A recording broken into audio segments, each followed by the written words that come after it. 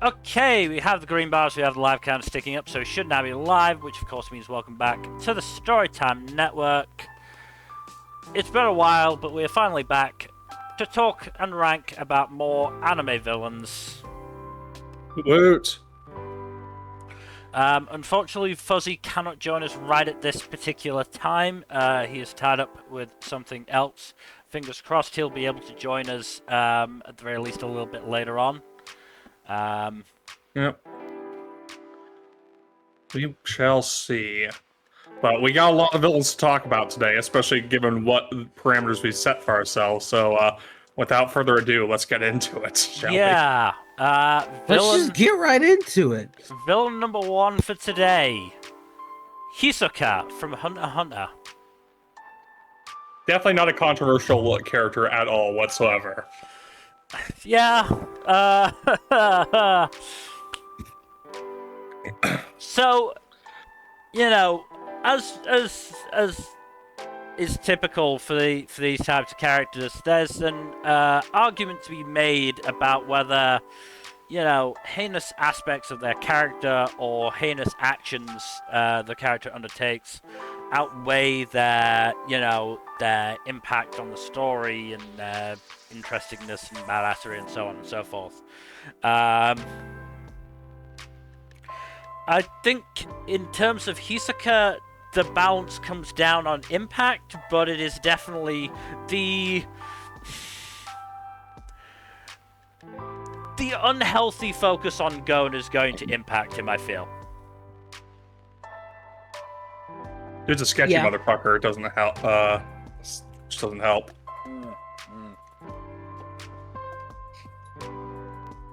Look, Schwing is a thing for a reason. Yeah, it sure is. As is the speech bubble censorship that rises throughout 3 panels. Oh. I can't even remember if they're the same scene, but I don't think they are, because I'm pretty sure that second one was while he was naked in front of the 12-year-olds. Yeah, probably. Admittedly, didn't get consciously naked in front of the 12-year-olds, but certainly stayed naked in front of the 12-year-olds. Yeah. And as I said, the speech bubble rose in front of the 12-year-olds. So, yeah. It's not good. You don't need to be around the bush about it. He popped a boner in front of the 12-year-olds, and probably because of the 12-year-olds. Well, more specifically, their fighting prowess, but yes. He is fight sexual, but the fact that he is so hyper-focused on the 12-year-olds is still not good. Oh, no, absolutely not. He's not escaping the Drake allegations. Oh, God. Goodness. Give me a second. Oh, Is the browser not being cooperative? No, my mouse is not being cooperative, so give me a second. Oh. That's annoying. Yeah. Punch it. Punch your mouse. My fucking scroll wheel has been shit recently. And it's happened before, and I can't remember what I did to fix it. Luckily, I've got a spare mouse. See, that's good. Where'd Hisoka go? Oh, no. Oh, no. Oh, He's no. a clown. How hard can he be to spot? I'm looking. He might have wound up in the tier list somewhere. There he is. There he is. Yeah, you got him.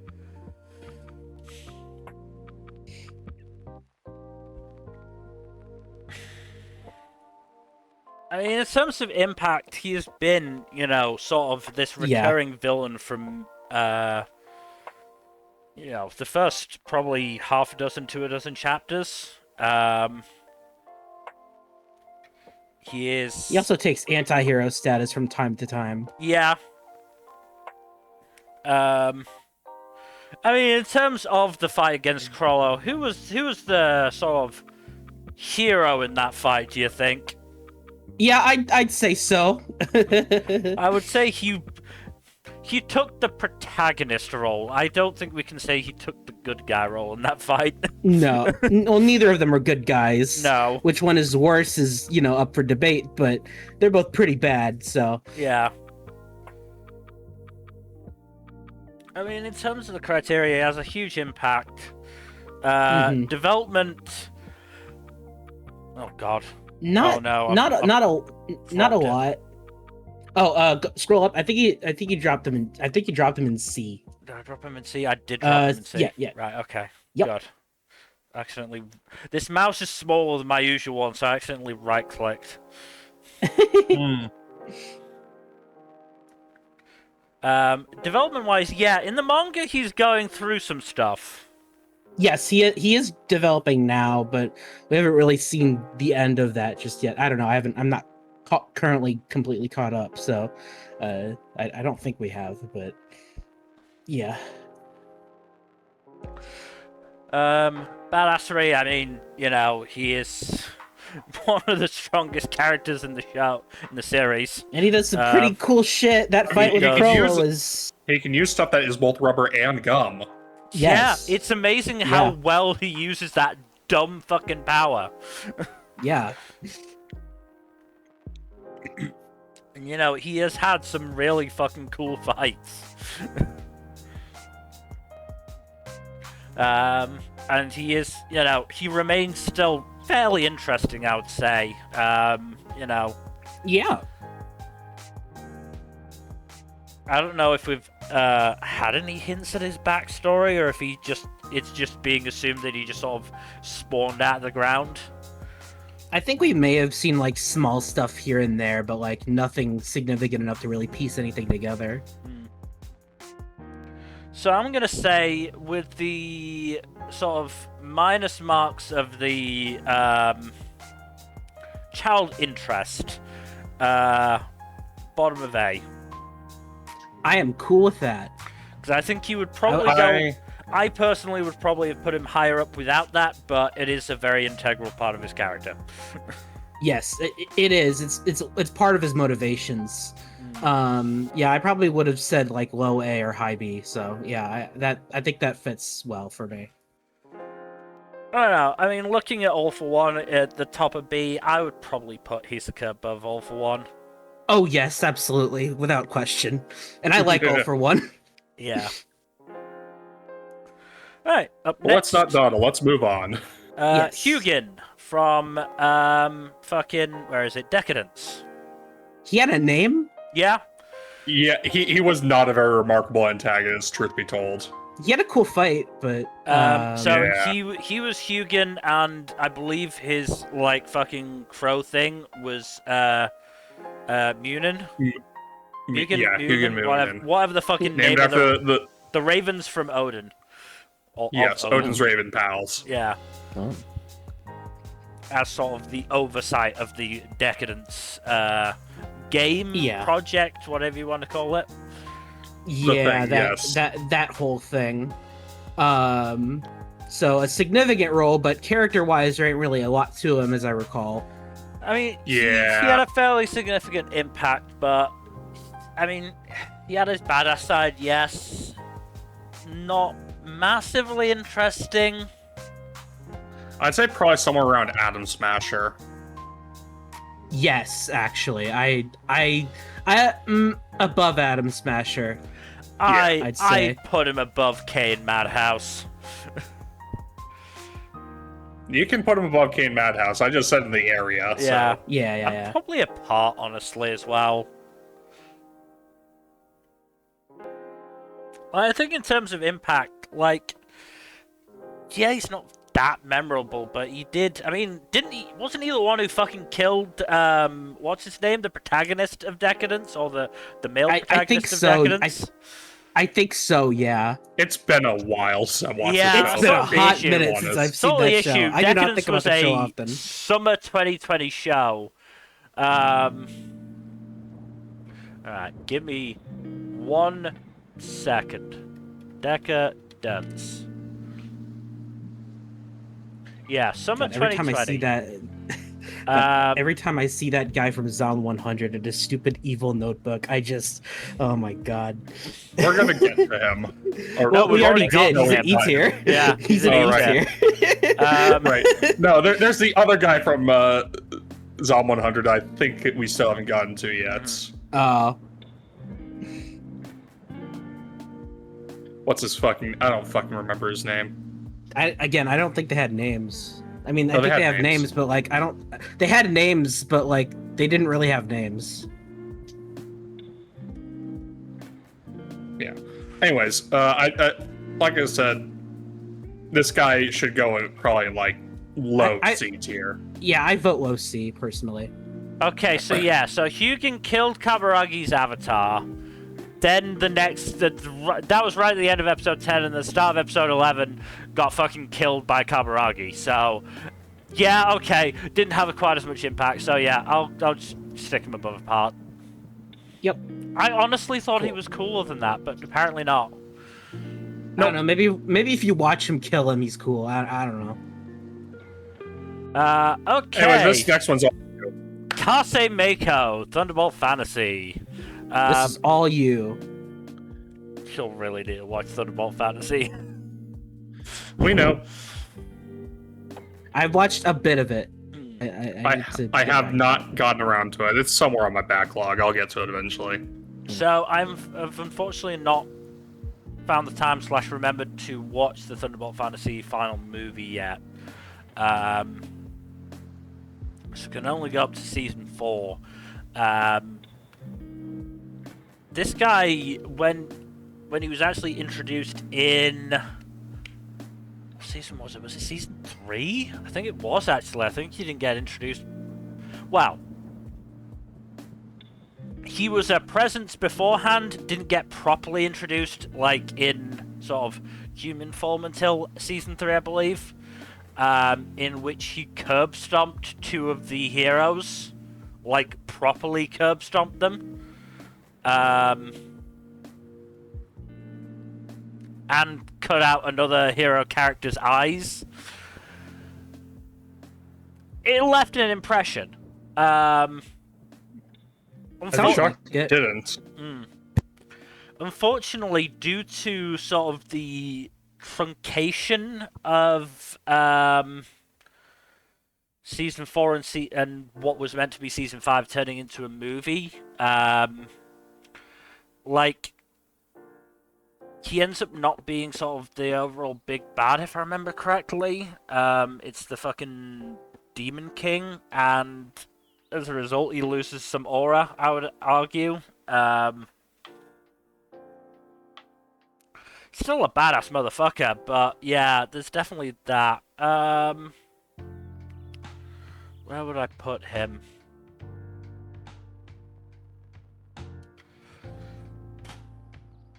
Try not to be biased, try not to be biased. I'm doing my best not to be a dick with the solo ones.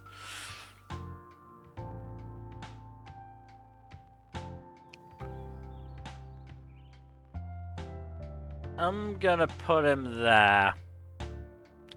Between Delling Rembrandt, if I remember correctly, and Borgias from fucking... What was it? Ragnar Crimson, yes. Ragnar Crimson.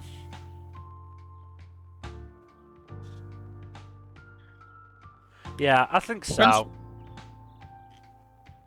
It's entirely you, dude. If nothing else, he just doesn't pop up enough. Like, he is the shadowy figure in the background for so much of the show. And then, as I said, when he could finally start making an appearance, he gets fucking dwarfed, almost. Up next, Minister Ibara from Dr. Stone.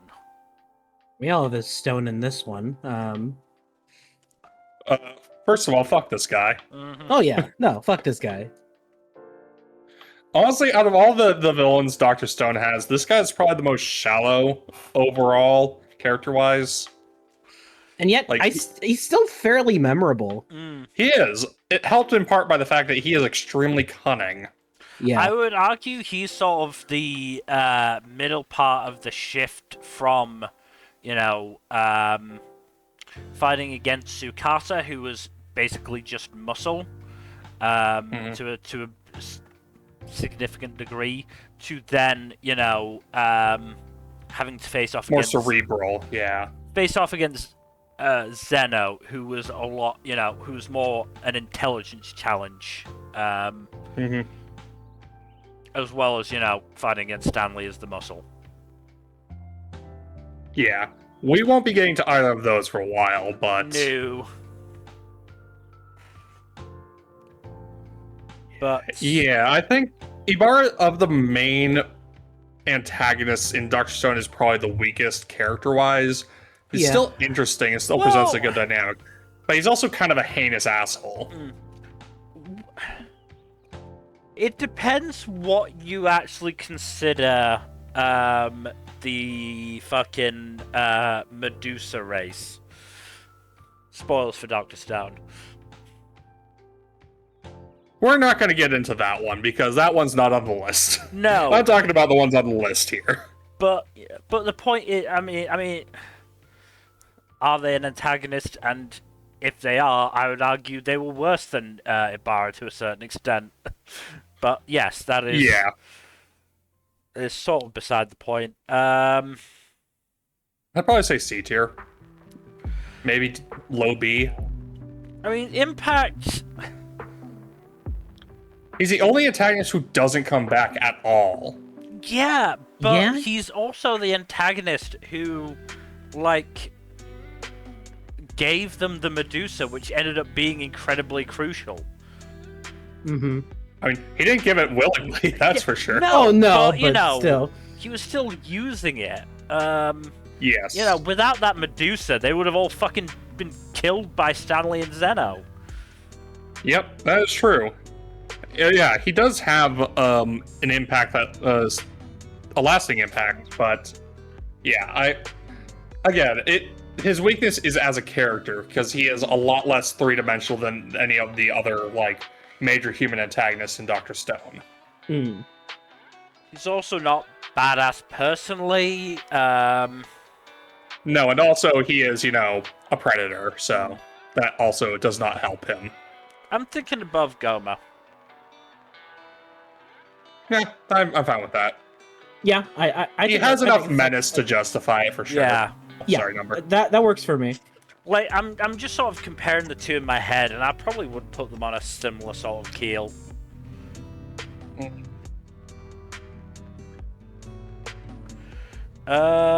Igris from Solo Leveling.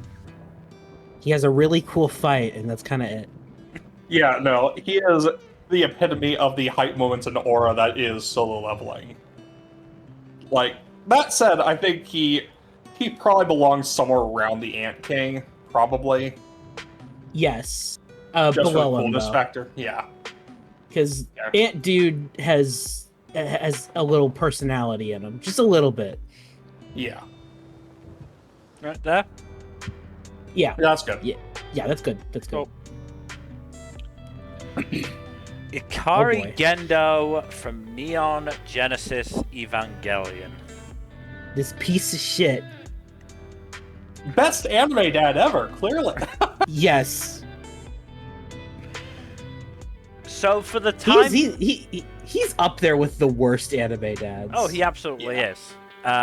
Even, I haven't watched Evangelion, probably am not going to. Jack, you haven't watched it yet? I watched part of it. It's been a while since I touched the franchise, though. So I have the biggest horse here, because I've seen all of it. Yep. Including the rebuild movies. At least until Fuzzy gets his say, yes. Because I believe Fuzzy is familiar enough with Evangelion to have a stake. But yes, for now, this is your race number. Okay. Let's see. He does some pretty fucked up shit. He's incredibly manipulative. He does, or at least he originally did have what's the word? Motivation. A good genuine motivation. He meant well, but you know, as eventually just became the villain. I would say personally, high A. Well, mid A maybe. Well, let me see A again. Would you put him above or below Char Aznable? Below, definitely. Definitely below Char. Actually, you know what? I think that's perfect. Right below Char, but above Hadlar. I think that's perfect. All right. Because he has the impact. He has good character motivations. He has everything. So he I has think, the menacing aura. yes. He even has a hype moment in the rebuilds. So. Returning to Hunter x Hunter, Illumi Zoldyck. This asshole. Killua's brother. Yeah.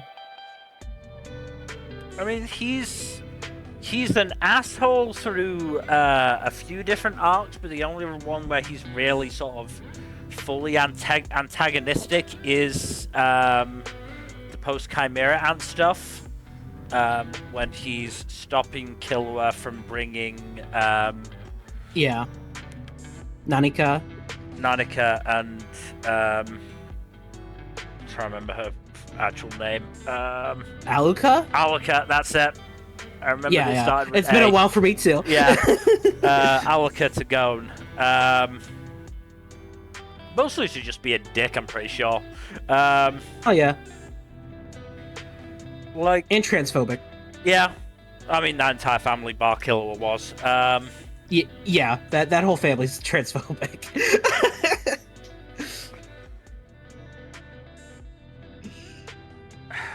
He is an interesting one, but I would argue he's also quite sort of shallow. There's not really much to his motivations other than being a dick. Yeah, we haven't. We might. There's a good chance we'll see more of him in the future, but as of right now, I'd probably just put him maybe mid to high C. So Genthru is, yeah, about mid C. I don't know. As an antagonist, I like Genthru more, but as an actual character, Illumi probably has the probably has it over him. Trying to compare to others.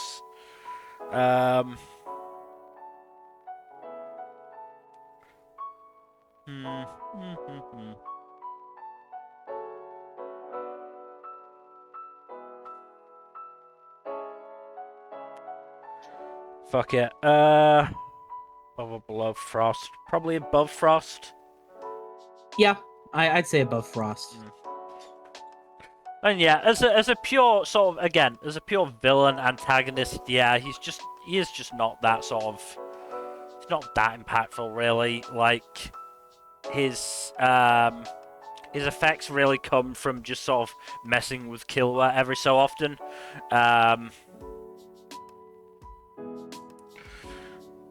Yeah, all he's got really going for him is his strength, and you know, there are a lot of strong people on this list.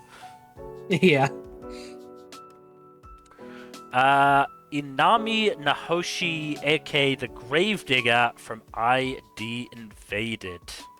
It has been so long since I've seen that show. I do not remember her very well. I do vaguely remember her. She was actually pretty effective. Yeah. The person that they were trying to save wound up being already dead by the time they got to her. Got to her, if I'm remembering right? Yes. She's if we think about sort of the serial killers in that show, of the Penetrator, the Challenger, her, the Gravedigger, and I think there one more other than, you know, the big bad. Other than the big bad himself. I'm trying to... Not that I can remember off the top of my head. We'll get there. Yeah, but yeah, I think it's just them. She's very much the most sort of insidious. I mean, she isn't actually the one Technical culprit, no. doing the crime. Yeah. She's the one sort of manipulating the actual guy. Yeah, which makes her scarier, honestly. Mhm.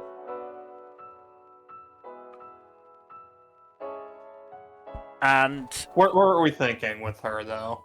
Because...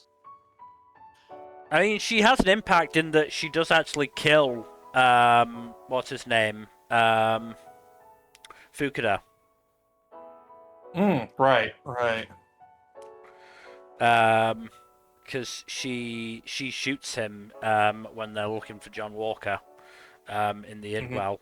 And then I think is killed by John Walker. I don't remember. It's been a while. But I need yeah, to rewatch this show. same. I watched it. Oh god, it's gonna be a couple of years ago now with my mom, and it still fucking holds up. It really does. Oh, I'm sure it does. I that's why I want to rewatch it, because Yep. now that I've seen the ending, I have a new perspective on it. But it's like I just want to rewatch it to remember, because it's like it's been so long. Yeah. Let's. Where are we thinking? I'm thinking somewhere in like high C, maybe. I mean, impact is pretty high. Interest is pretty high, I would argue. Like, I think she was a very interesting villain. It's just the issue is she's just not around as much as some of the other ones that No. rank higher. No, she So probably she- can't get away with getting into B. But I'd probably put her below the Black Knights. Maybe below flat. Maybe in like somewhere in the second row, honestly. But where are you thinking number? I think above Flazard's probably fine. no, I'm good with Right that. there. Yeah, I'm good right with there, that. yeah. Inari Yoko from Kemono Jihen. Speaking of shows we haven't watched for a while, Oh goodness, I do Hey, not at remember least that this- well. Bill, at least this isn't the one that's difficult to pronounce. That's coming up in a few entries. oh yeah, no, I'm not looking forward to that one. Especially considering I currently have a bit of a small. I just thought. Oh my god. Yeah, I currently have a small cut in my tongue, which is making talking a little bit painful. Oof. But yeah, I remember her being manipulative and was somewhat intimidating. Not hurt by the fact that she can turn into a giant fuck-off kaiju fox. Yeah. So I would say that her issue is that she is a much more long-term villain, and we only got 12 episodes of anime. They don't really dig too deep into her schemes overall. She is mostly just like the overarching big bad of a story that's like maybe only a quarter of the way through as the anime gets into it. I mean, the other issue is, yes, she sort of interferes in after her introduction, I think episode 3 or 4, but it's mostly through Kon and Nobimaru rather than herself.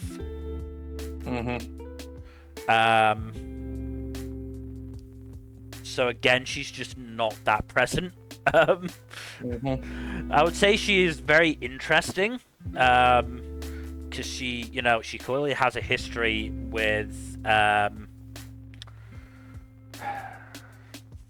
Inagami.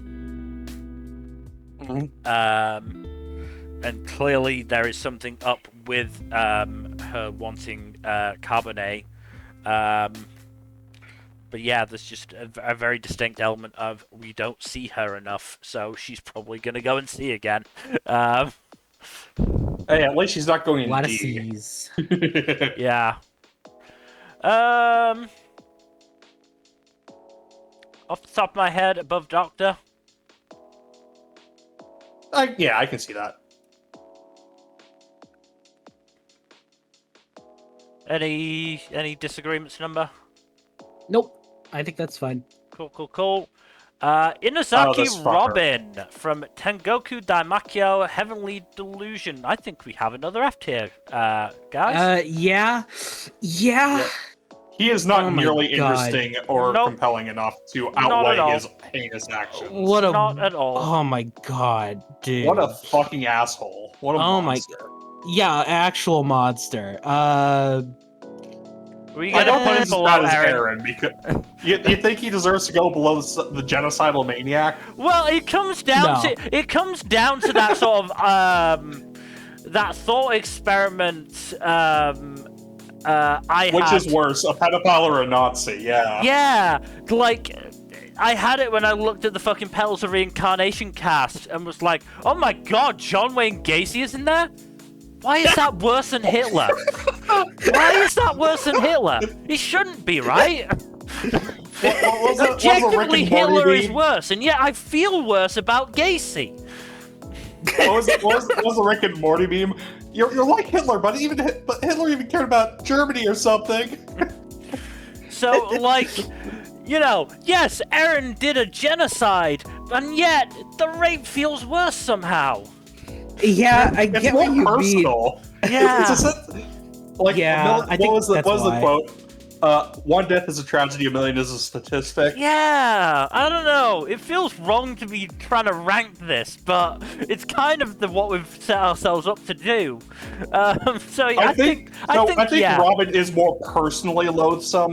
Eren is more awful on a grand scale. I mean, look, Yeah. we'll give Eren the point for impact, if nothing else. Yeah. Yeah, you know what? Yeah, that's He is fair, kind of that's the fair. protagonist, so yeah. Kind of.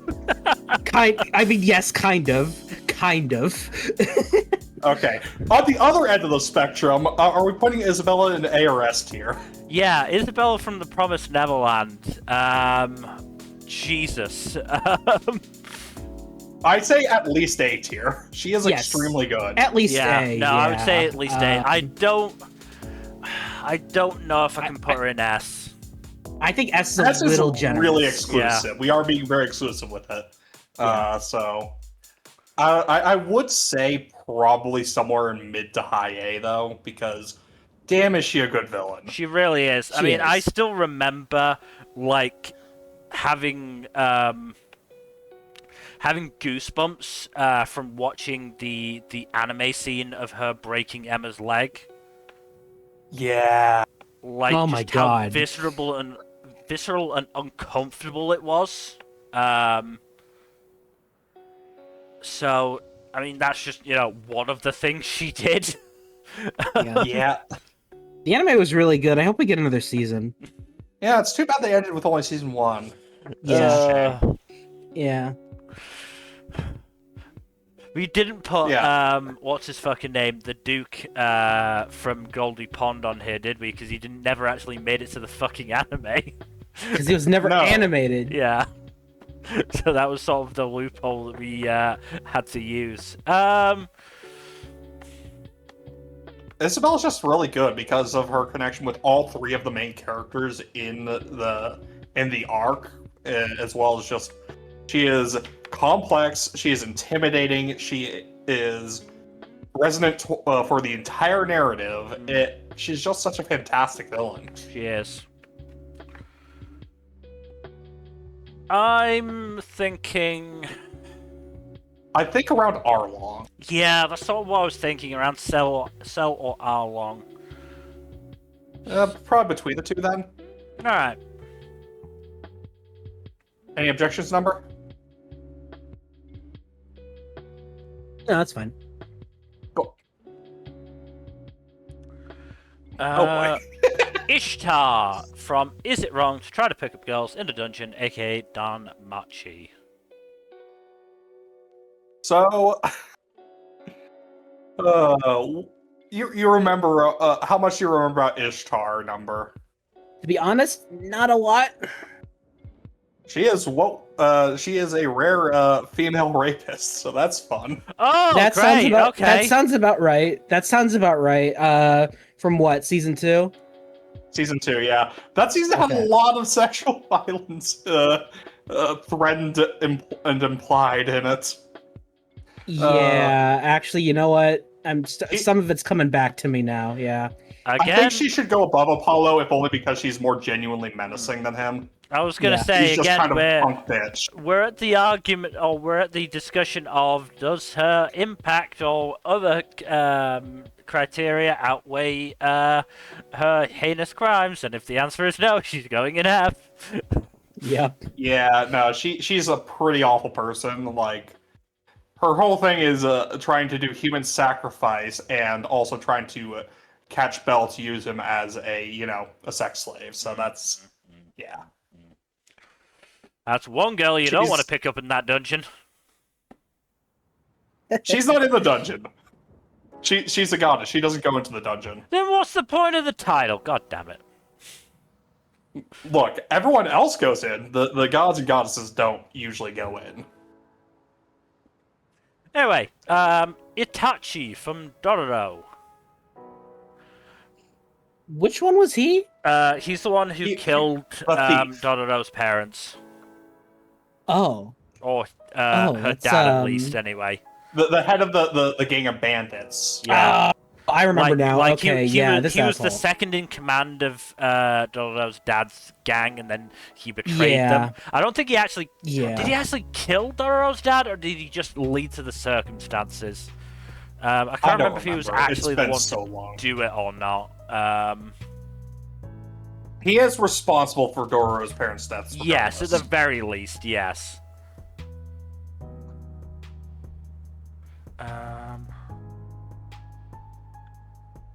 Sorry, I'm just seeing if I can quickly sort of figure that out. My memory is so bad. I've seen this show twice, and I do not remember shit like that.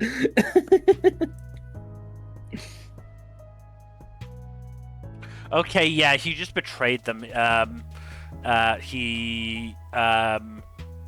think he may have Like sell them out or something. Itachi, a second in command, suggested they raid a battle-weary group of Yanagi Moto, but it was a trap set by Itachi, who decided it would be more profitable to work for a samurai lord. He took Hibakuro's surviving men and crippled Hibakuro's legs. Hibakuro survived, but then was eventually killed later on. I believe he does pop up later on. I can't remember what happens to him. I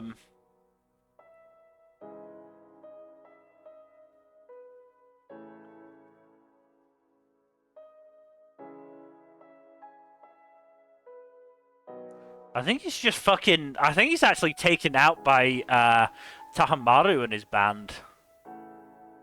Yeah, I think so. He has an interesting, not redemption, but like reflection on his villainy. Either way, I think we're still talking probably C. Yeah. He's not that interesting. He's not even that badass. He has a bit of impact, I suppose, and a bit of development, so... above Milverton from fucking Moriarty? Sure, yeah. This is gonna happen. We're just gonna fucking play things on instinct. Yeah. Some of this list is vibes based. Oh, yeah. Itoshi Sai from Blue Lock. It's all you sports folks. Badassery is gonna have to be a more conceptual thing here. I mean, Sai is quite interesting, and just while I'm thinking about football, I've got the first volume of the Arashi 3-in-1s now. Really? Is that out? Yeah. I'll have to look into that then, because I was definitely going to get those. I think I forgot to pre-order. Certainly, I received my volumes. The way that fucking Amazon kept changing the date, I have no idea if it's actually out or not, if they just fucking gave it to me. I don't know. I'm going to check. But yes, I do have it, and I quite like it, so yes. So yes, Sai. Okay, yeah, I think you just got it early, because, it's not out until the 9th. God damn it, Amazon. Yeah, that's Ooh, but right. It's on sale. That's right. They said they were going to deliver it on the 10th, and then I got it on, like, the 5th. I don't know. So yeah, Sai. I mean, he is definitely quite the barrier for Isagi and Rin in season 2. I think there is definitely a bit of interest there in what made him become the sort of cynical asshole he is now. Given my educated guess is that he realized what life was like in the big time and decided to just try to push his brother away from that, or at least push him to be independent. Something like that, something along those lines. And in any case, I think he's doing it for his brother's sake. Yes, but I do think there's a definite degree of interest there. Impact, I would say, is relatively as high as well. Again, he's what motivated Rin to be, the grumpy football player that he is right now. To be nice about it. Dick is another word. Yes, it is. Potential boyfriend for Isagi is yet another set of words could be used, but yeah, that's besides the point. Potential? Botcher is still there, damn it. Oh, you're right, I'm sorry. I saw, Hey, he has 2 hands. He has 2 hands. Yeah, but there's like half a dozen other people who could be Isagi's boyfriend. Can we please get back to actually discussing the villain? Sorry. I'm not even invested in this show. It's Pride Month, Jack. Stop being homophobic. I'm not. Yeah, fuck you. I think B-ish? Yeah. I'm probably gonna go, I think at the very least below Ruthen from Vanitas, and maybe a bit lower.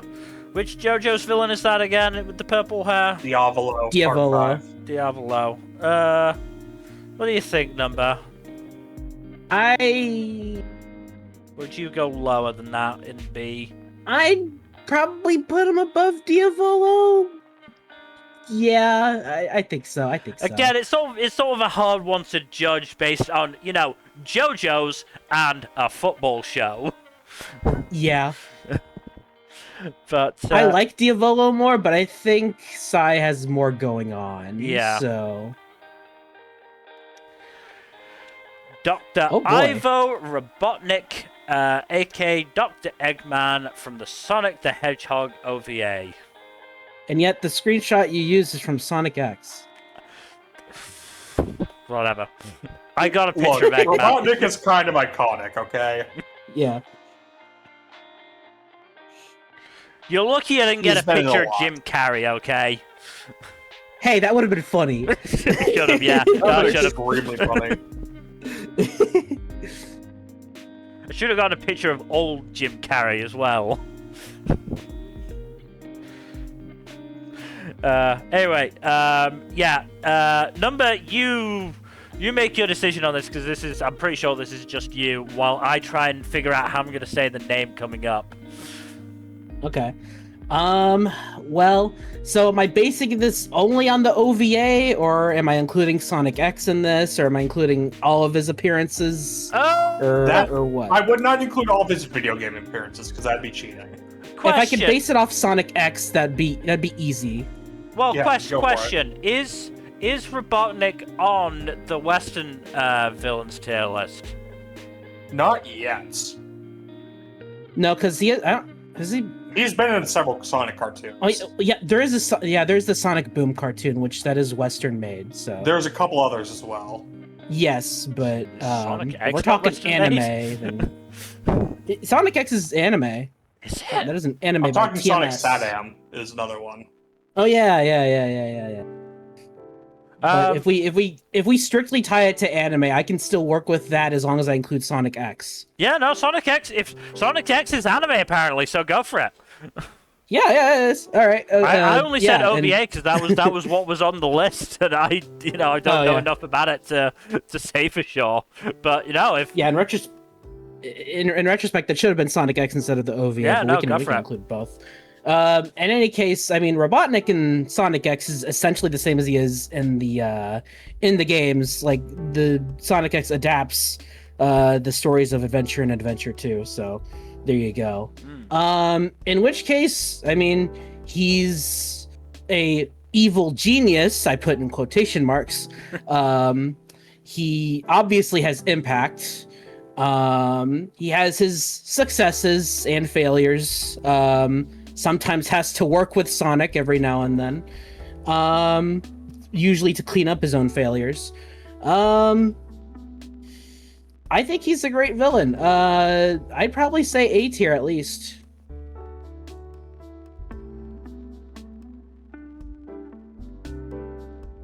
Where an A though is the question. Yeah, we're an A. I would say. Yeah.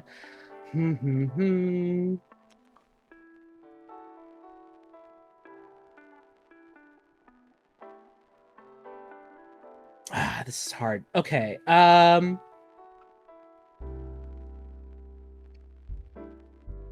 Below Char, above Gendo. All right.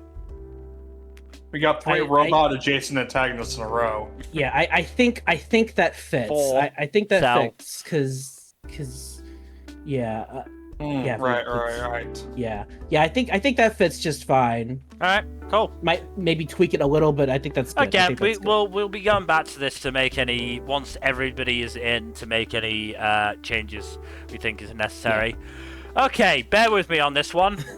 Up next is Iwaki Yama Yuki Sato Shiro Nano Go Juro Kushi Yui from Kemono Jihen.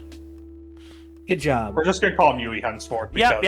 We're not referring to him by last name. Very interesting tragic villain. Yeah, so he is Akira's brother. Funnily enough, Akira only listed by first name on fucking Wikipedia. I wonder why. So is Yui.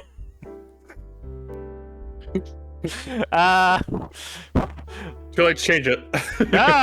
Look, I pride myself on my ability to say the Japanese names. Yeah, Yui was a really interesting one. And yeah, a very tragic figure because he was made into that sort of almost platonic yandere-esque figure towards Akira. Due to the complete fucked upness of the Yukiana in their village, who just saw Yui and Akira as basically fucking breeding studs, yeah. And did not wait that long to start doing it either. I'm pretty sure as soon as they got the first hints that Yui had started puberty, they dragged him off. Yep. So, if they were on this list, they would probably be going lower than Robin, but, they're not even that much of a... they're not a factor, really. Or... Not in, the main story to our heroes, really, because Yui killed them all. Fairly justifiably, I would say. I don't think anyone would disagree with that. So, Yui, where would we put him? I mean, he definitely gave them a big fucking fight, even if he was sort of using the magic stone to do it and killing himself all the while. I don't think C is reasonable. I think probably B tier. I think low B tier, yeah.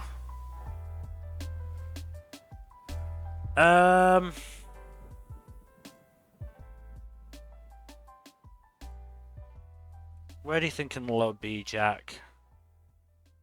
Hmm. Hmm. Let's see. Let's see. I'd probably say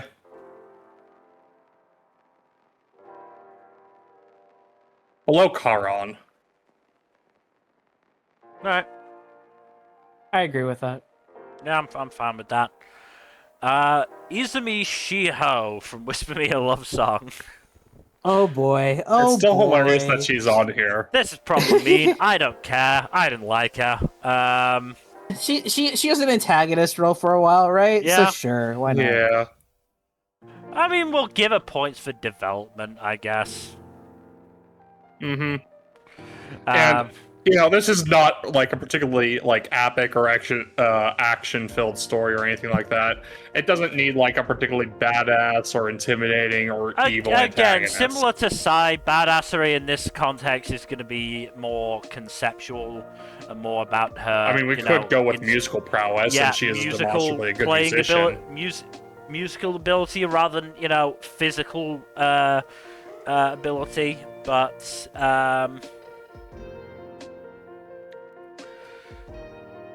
I don't know. I don't think she was very interesting, personally. I disagree. But, what are your thoughts, Number? She alright.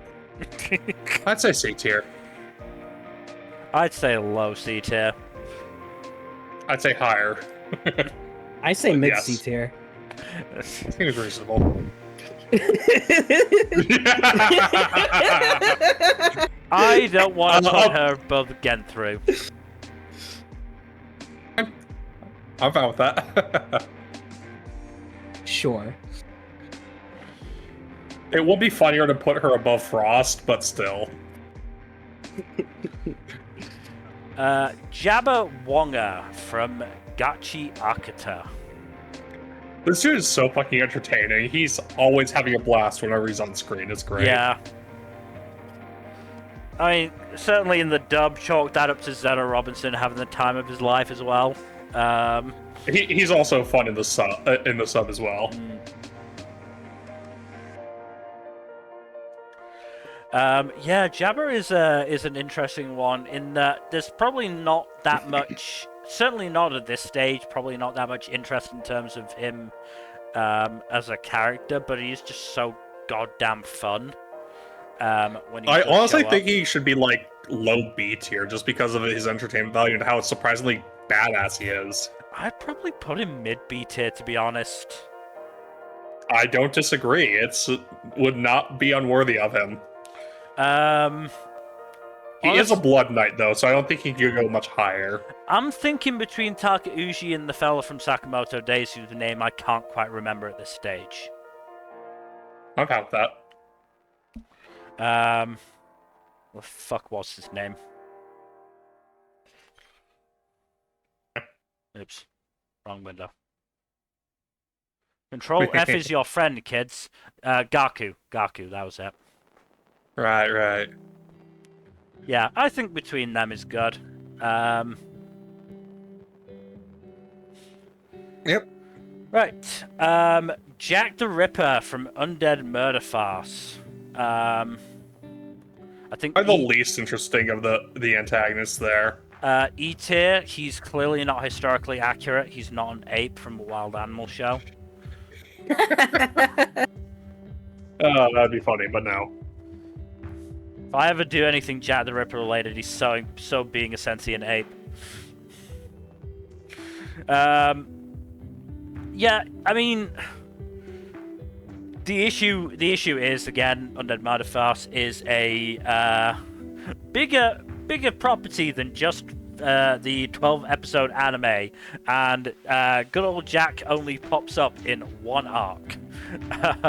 For like 2 episodes, then he fucking pieces out. Yeah, he is a very effective killer. yes, to be fair, he is as much a brick wall for what's his fucking face? God damn it! We watch too much anime. Suguru. Yeah, he's as much a brick wall for Suguru, who was, before that, basically been able to, beat anybody he's come up to in a fight. Force, Suguru to basically bounce off of in a physical sense.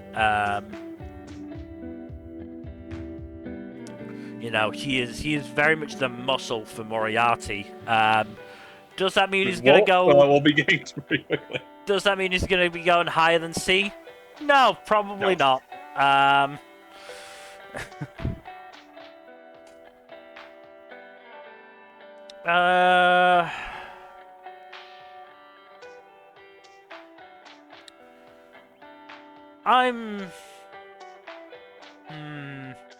Where do I want to put him?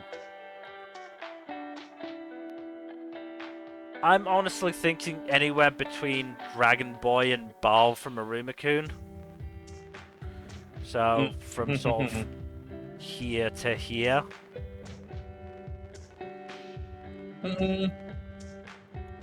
I'd say a bit on the lower end of that, just because he's not very interesting character-wise. Alright, we'll put him just above Ball then. Yep.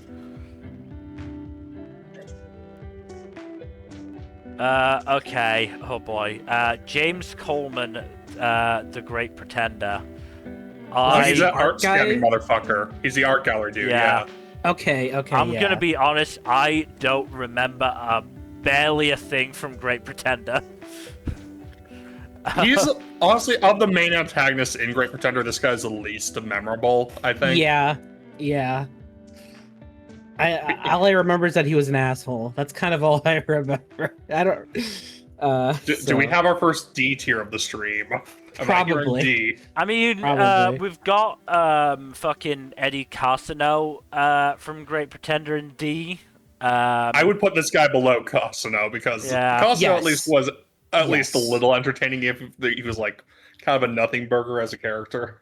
Yeah, exactly. To be fair, Great Pretender wasn't really about the antagonists. The antagonists were more there to provide, a hate sink for you to want the heroes to swindle.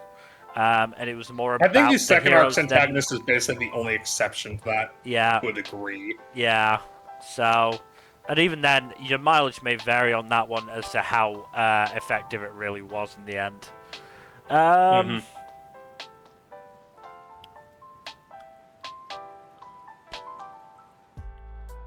Do you want to put him above or below Edmars? I would probably... I'd say below. I don't remember him enough to say, to be brutally honest. So yeah. I'm probably even gonna go below Kiruo. That's fair.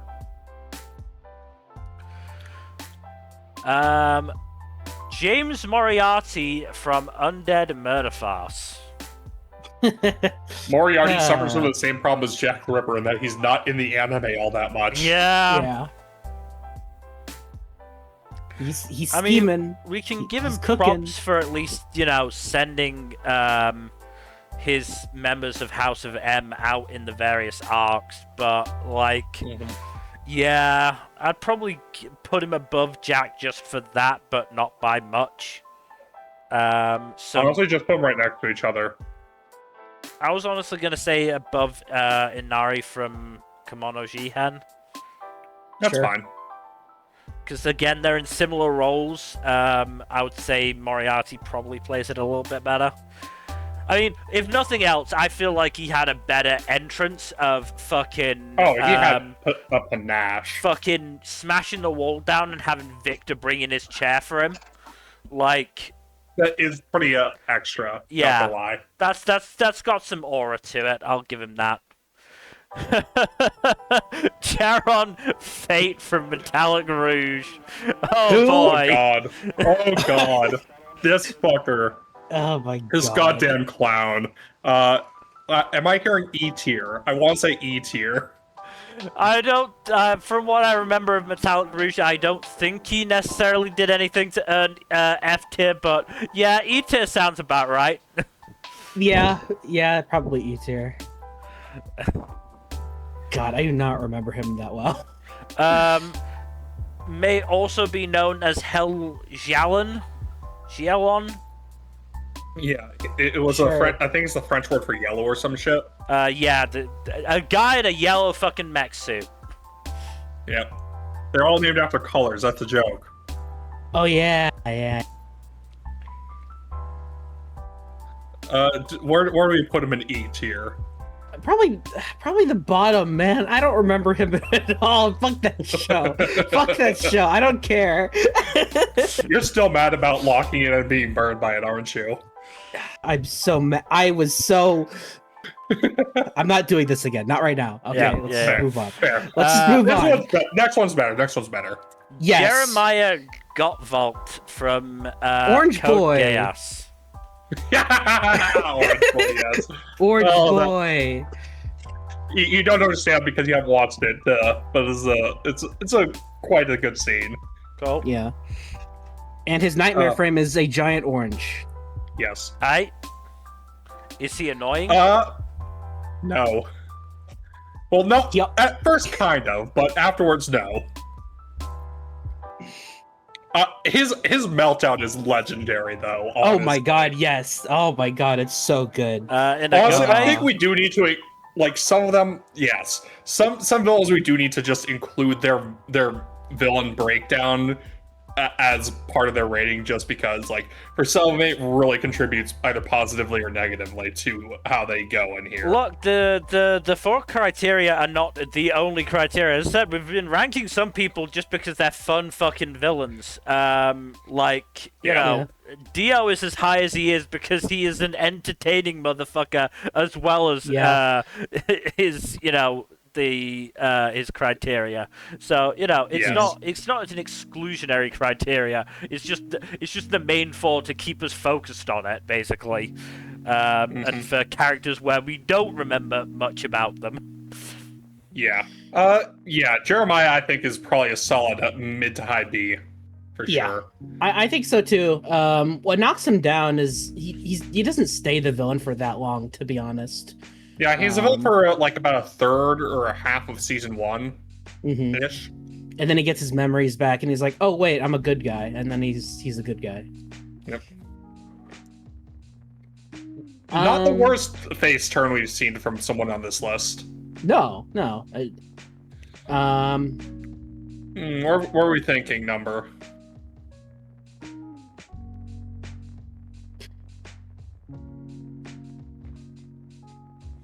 Trying to, but I put him above or below Cornelia. I think Cornelia is much more badass and has more complexity, but damn if Jeremiah isn't entertaining, especially the meltdown. He is. That's the thing. Maybe we should just put them next to each other. Yeah, they're going next to each other. I just don't know who I'd put above the other. Yeah, probably below, because she stays a villain longer. So and she's more effective for sure. Yeah, I think so too. Yeah, that works. All right. Jogo from Jujutsu Kaisen. The L machine. I'm sorry, Bill. You mispronounced that. It's Joe Goat. And yet, he doesn't win a single proper fight. Yeah, he does. He fucking murks 3 of the strongest sorcerers in the series. That wasn't a fight! No, it was a curb stomping. Mill, do you honestly believe that those 3 could have taken Jogo in a straight fight? Yeah! Do you think they would have won? Maybe not, but it would have been closer. The problem with Jogo is that he picks a fight with the 2 strongest characters in the series and he gets his ass whooped. I personally think that should count against him for being an idiot. I mean, in fairness, the Sukuna fight wasn't entirely on him. The Gojo fight was. Why does nobody take Gojo at his word when he says he's the strongest? Everyone always goes, I think we should fight Gojo, and then they get curb stomped. Stand proud. You're strong. Honestly, I do think that Jogo's send-off should bump him up a little bit. No, I like Jogo. I'm making fun. Jogo is actually probably is quite entertaining. He probably is my favorite of the disaster curses. Yeah. As a whole. Character-wise, for sure. Yeah. I think Mahito is a better villain, but I think Jogo is a better character. Mahito's a better hate sink. I mean, Yes. Mahito is just more impactful because he is that sort of foil for Yuji, or certainly, opposition for Yuji. Jogo, meanwhile, is, just sort of bouncing around a lot of other people. Mm-hmm. I'd probably say like a high...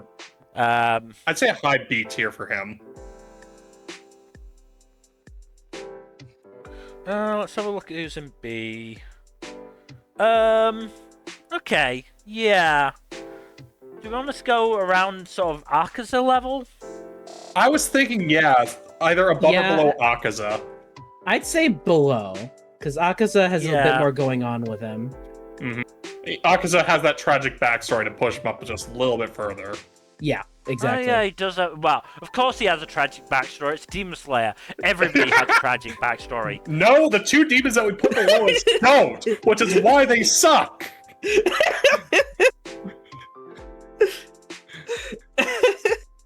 Yeah.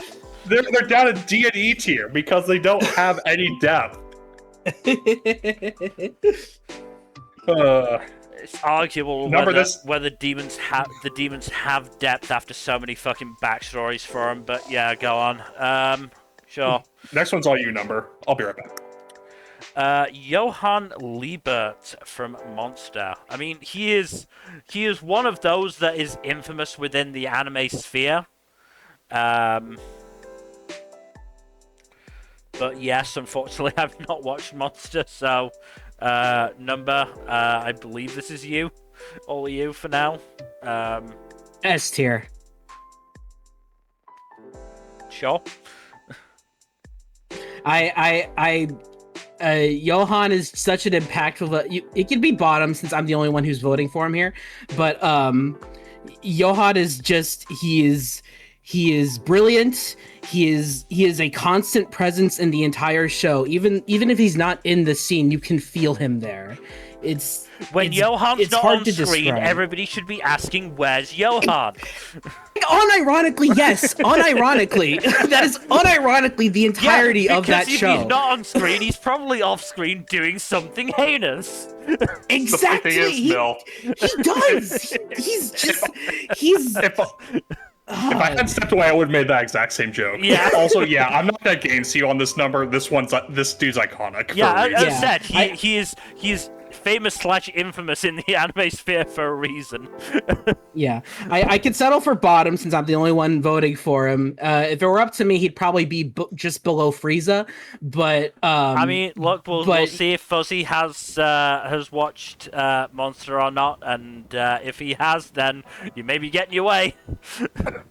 Maybe, but Johann is just one of the best anime villains in my opinion. So no, that is fair. That is fair. One of the best to ever do it. Speaking of best anime villains ever, this is not one of those.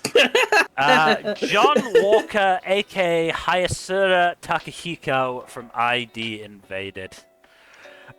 Unfortunately, the one thing that drags down that show a little bit. Yeah. He is unfortunately a very mediocre main villain in a very good show. The issue is his whole thing is the mystery aspect of it. And as a result, he's not really in the show. His actions are in the show, but not him himself. And as a result, we don't really get to know him as a character until those last 2 or 3 episodes. And even then, he's sort of weak. His motivations are kind of nonsensical too, because I don't think they really get explained very well. He's very much overshadowed by, fucking the Penetrator and the Gravedigger as antagonists. Yeah. So yeah, he's I'd probably either C or D. Plus, it's also a case of the bad guy was the guy you thought it was the whole time. It's like, oh, okay, I'm fine with that, to be honest, because it means that ID Invaded set it up well enough throughout the story. I guess, but it just feels too easy. A little bit more of that time, actually, building his character. Look, it's not it's not an excellent version of that, because the best versions of that are the ones where it gets revealed and then you go and look back at everything and go, oh my god, it really was him. Yes, this is one of yes, those exactly. you spot it before it happens. So yes, it's good in the fact that it was set up, but it's not, you know, massively well executed. I'm still gonna say I would put him above Ban Klondike, which means I think he should go in C. Okay, The good. very bottom, yeah. Okay, good. I was gonna say, I'm like, I don't think he should be above Ban and D. Ban Klondike is the top of D. No, period. Ban Klondike Yes. is the gatekeeper of D. Yes, he needs to stay there. I'm thinking around Kane, if I'm honest. Kane Madhouse. Hello, K Madhouse. He doesn't have a cool enough name. Fair enough. Fair enough. It's a great name. Okay, here's the name I'm gonna have to try and pronounce. John boy. Wayne Vercingetorix. We just call him Dr. Ver. Dr. Ver. This okay. Not the name It's I just was not given. particularly deep. Yeah, no, that's fine.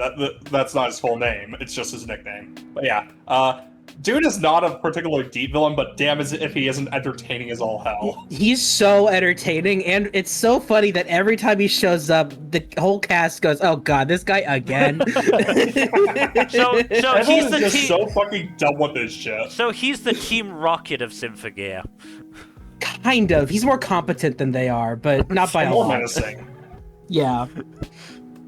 John Wayne He's the Vercingetorix is blasting off again.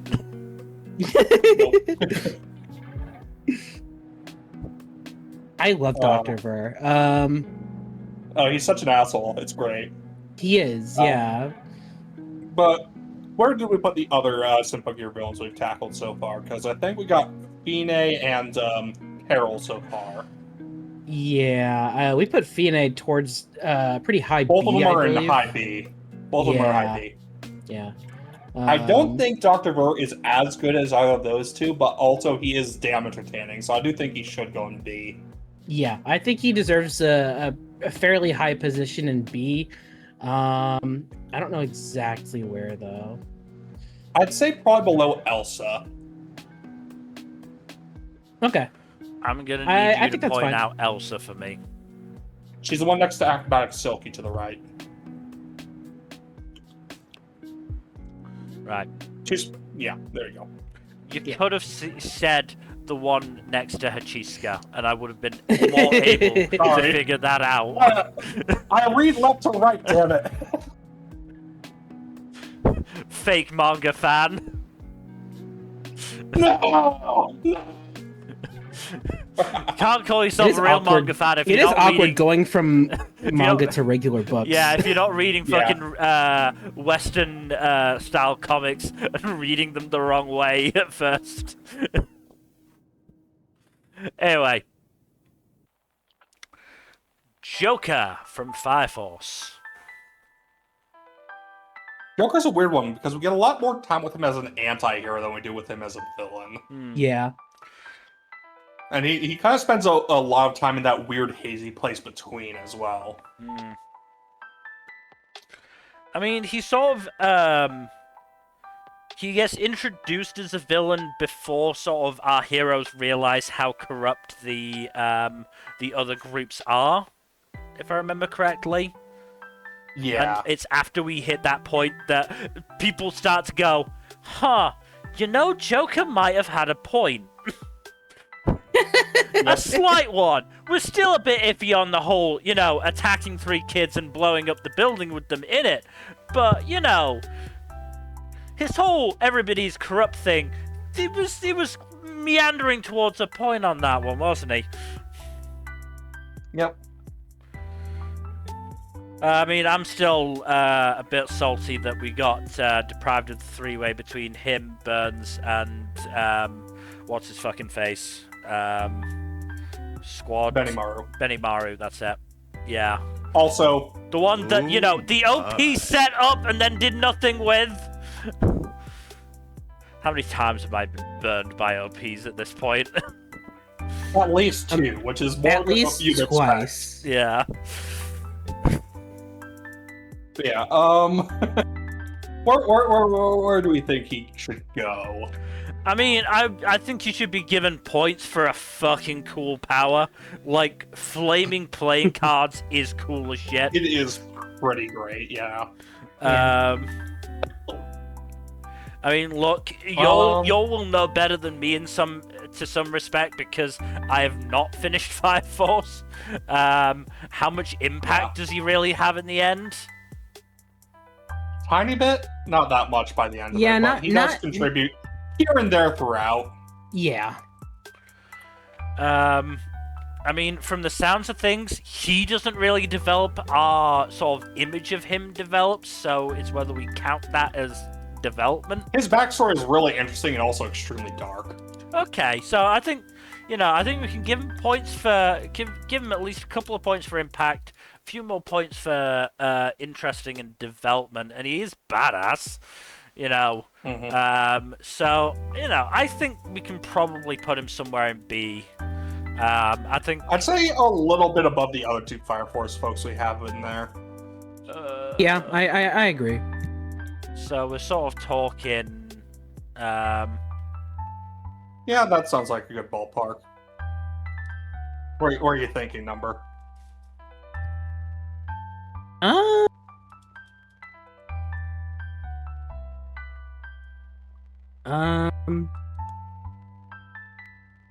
I don't know.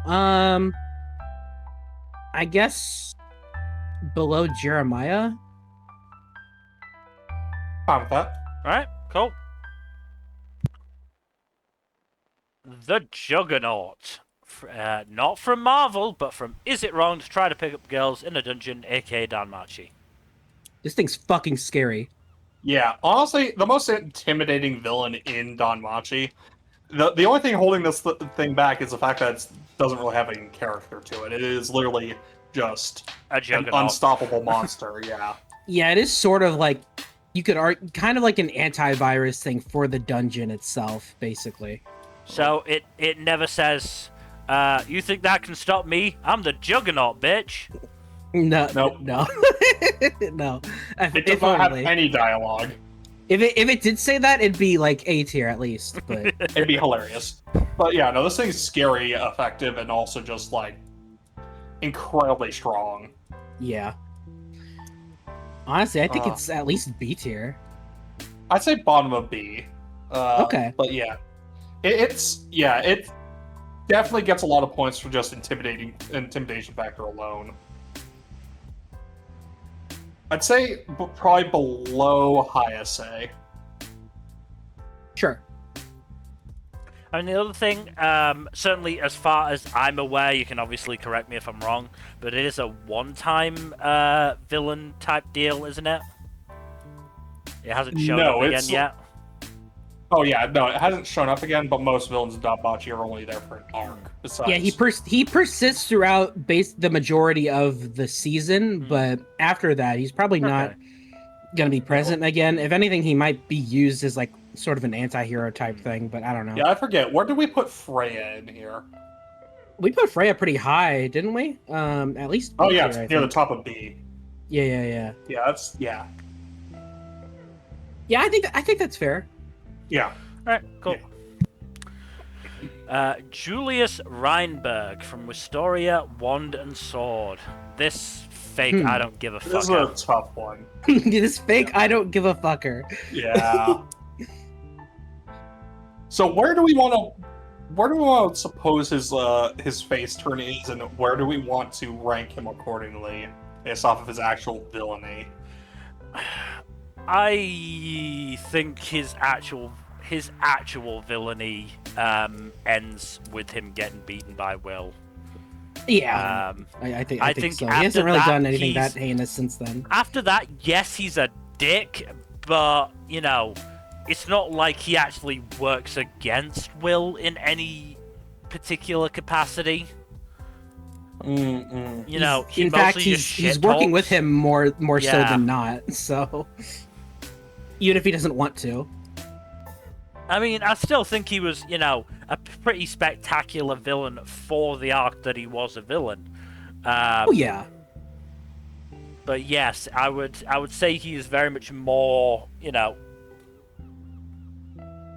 more on the hero side after that point than not.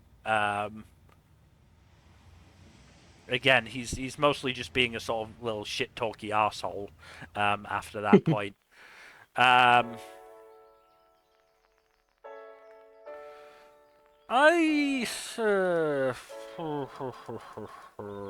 Where to put him?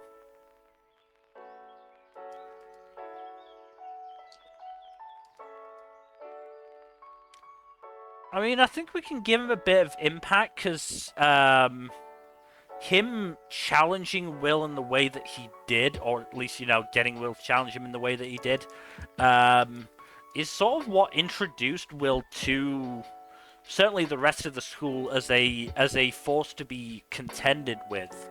I don't think that Will would have been invited in that group for the final arc of Season 1 had he not had that fight with Julius. Yeah. Yeah, I agree. Development, we're definitely getting there. I think, it may be a case of we rethink our ranking a bit once this season is over, because he certainly seems to be doing some real interesting stuff with Will at the moment. And obviously he's saying that it's just, a ploy to get Elfie to let him in the fucking Ice faction, because she's It's very... not like he cares about Will, Baka. Certainly he's claiming that it's just a ploy to get him into the Ice faction because Elfie is being a petty bitch. But... A justifiably petty bitch. It's so funny. It's so funny. Yeah. It's such an arsehole move, but it's so worth it. But yeah. I don't know. I think he's also quite interesting. If nothing else, see how far his development does go. Probably somewhere in like low B. Yeah, I think I'd probably say put him so. in low B.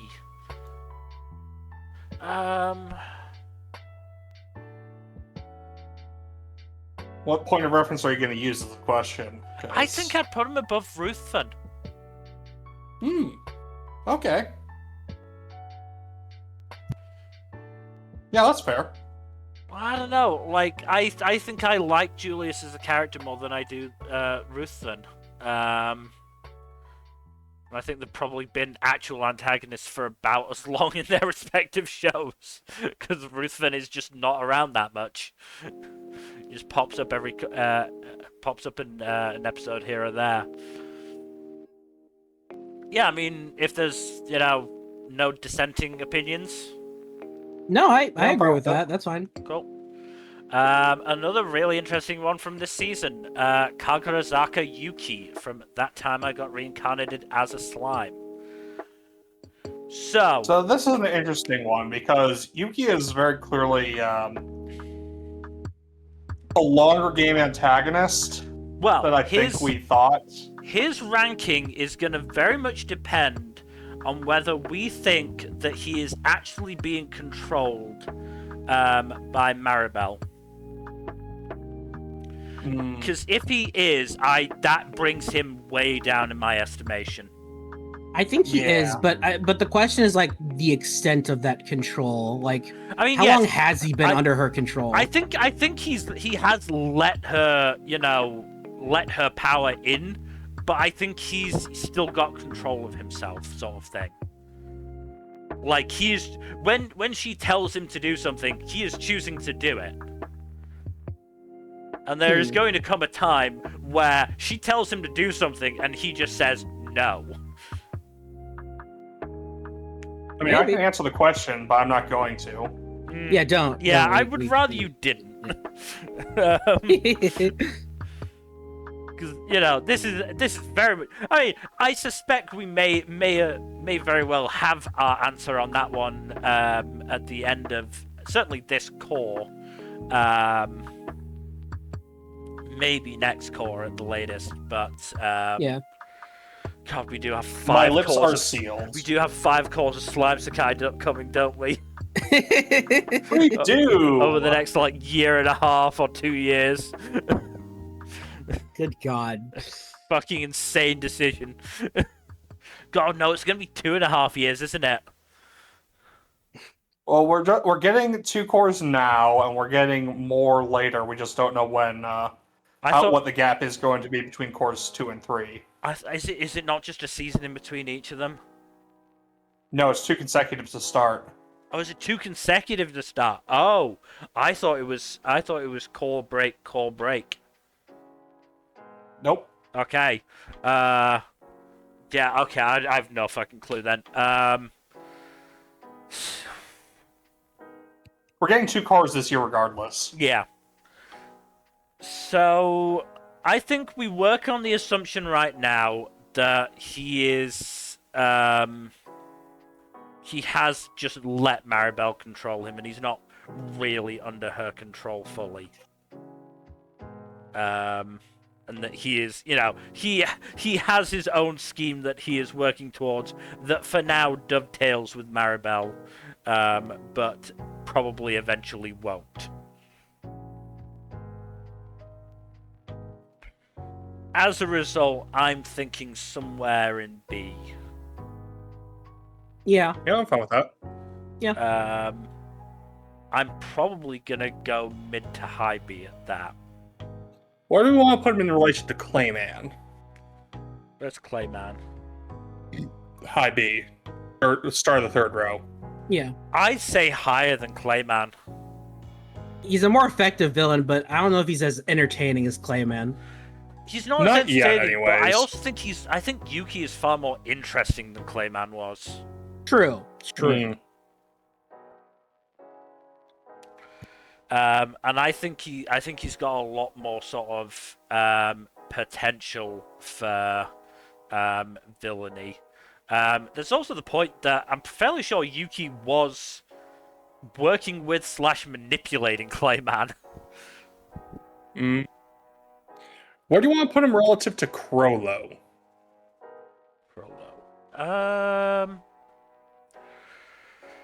Probably below Crollo. So I think probably in.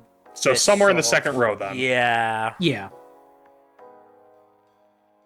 I'd say probably below Akaza and Jogo as well. So it's then sort of. And I'll probably go above Boros. And then we're sort of getting into ones that I don't have as much investment in or knowledge of. I'd say so- probably, do you think above or below Fine number? Below. I like Fine too much. Yeah, fair. So there, just above Boros? Or is Fine this one? Yeah, Fine's that that's one. Fine. Fine is Okay. that one. So. I'm fine with putting Yuki right below her. Yeah, right. All right, Fine. cool. Yeah, right Yeah, there. That's good. no, that's good. I'm fine with that because I think that moment when Yuki actually acts, I think is going to be very interesting, and I think that's definitely enough to bring him up to high B. Kaido. Oh boy, from One Piece. Kaido. This is a big one, literally. Yeah. Oh lord, he thick. Oh Lord, he coming. Where do you think we should put Kaido? He's not as interesting as like the highest ranked No. One Piece antagonist we have, but No, he's but still I got I a do lot like on the intimidation and badass factors. No, and absolutely. impact, really. Mhm. Yeah. I mean, look. Kaido is the single longest arc in the entire series for a reason. So I mean, far. Kaido beat Luffy at least twice. Three Basically, times. yeah. Three He beat times. Luffy 3 times. Yes, one of them required didn't even require an assist. He just got an assist from one of those CP0 motherfuckers, who Kaido promptly murked afterwards. Yep. Because he was having such a good fucking time fighting Luffy. Oh my god, I always forget about that. Oh my Yeah. god, that did happen. Yeah. I'd say, regardless of where we put him, he doesn't go higher than Katakuri. Where do we put? So Katakuri is Katakuri is the top row in top A. row of A. Yeah. I think he should definitely be above Arlong. You want to put him Really? between Garo and Gilgamesh then? Yes. I wouldn't put him higher than Gil. Yeah, same. I would put him above Garo then. I think. Actually, I think I'd personally put Garo above him. You think so? I think so, personally. But if you guys oppose, that's fine. So I like him where he is. I really like Garo. That's the thing. No, Garo's I good can antagonist. see it. Garo is really good. I'm just trying to think. I mean, again, that we're working from similar sort of roles in the story of pushing the hero further than they have been pushed before. Yeah. Actually, no, I think I do Okay, agree.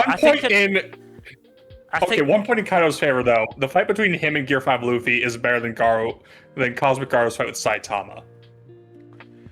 That's unfair because we're comparing Wano fucking One Piece production to One Punch Man Season 3 production.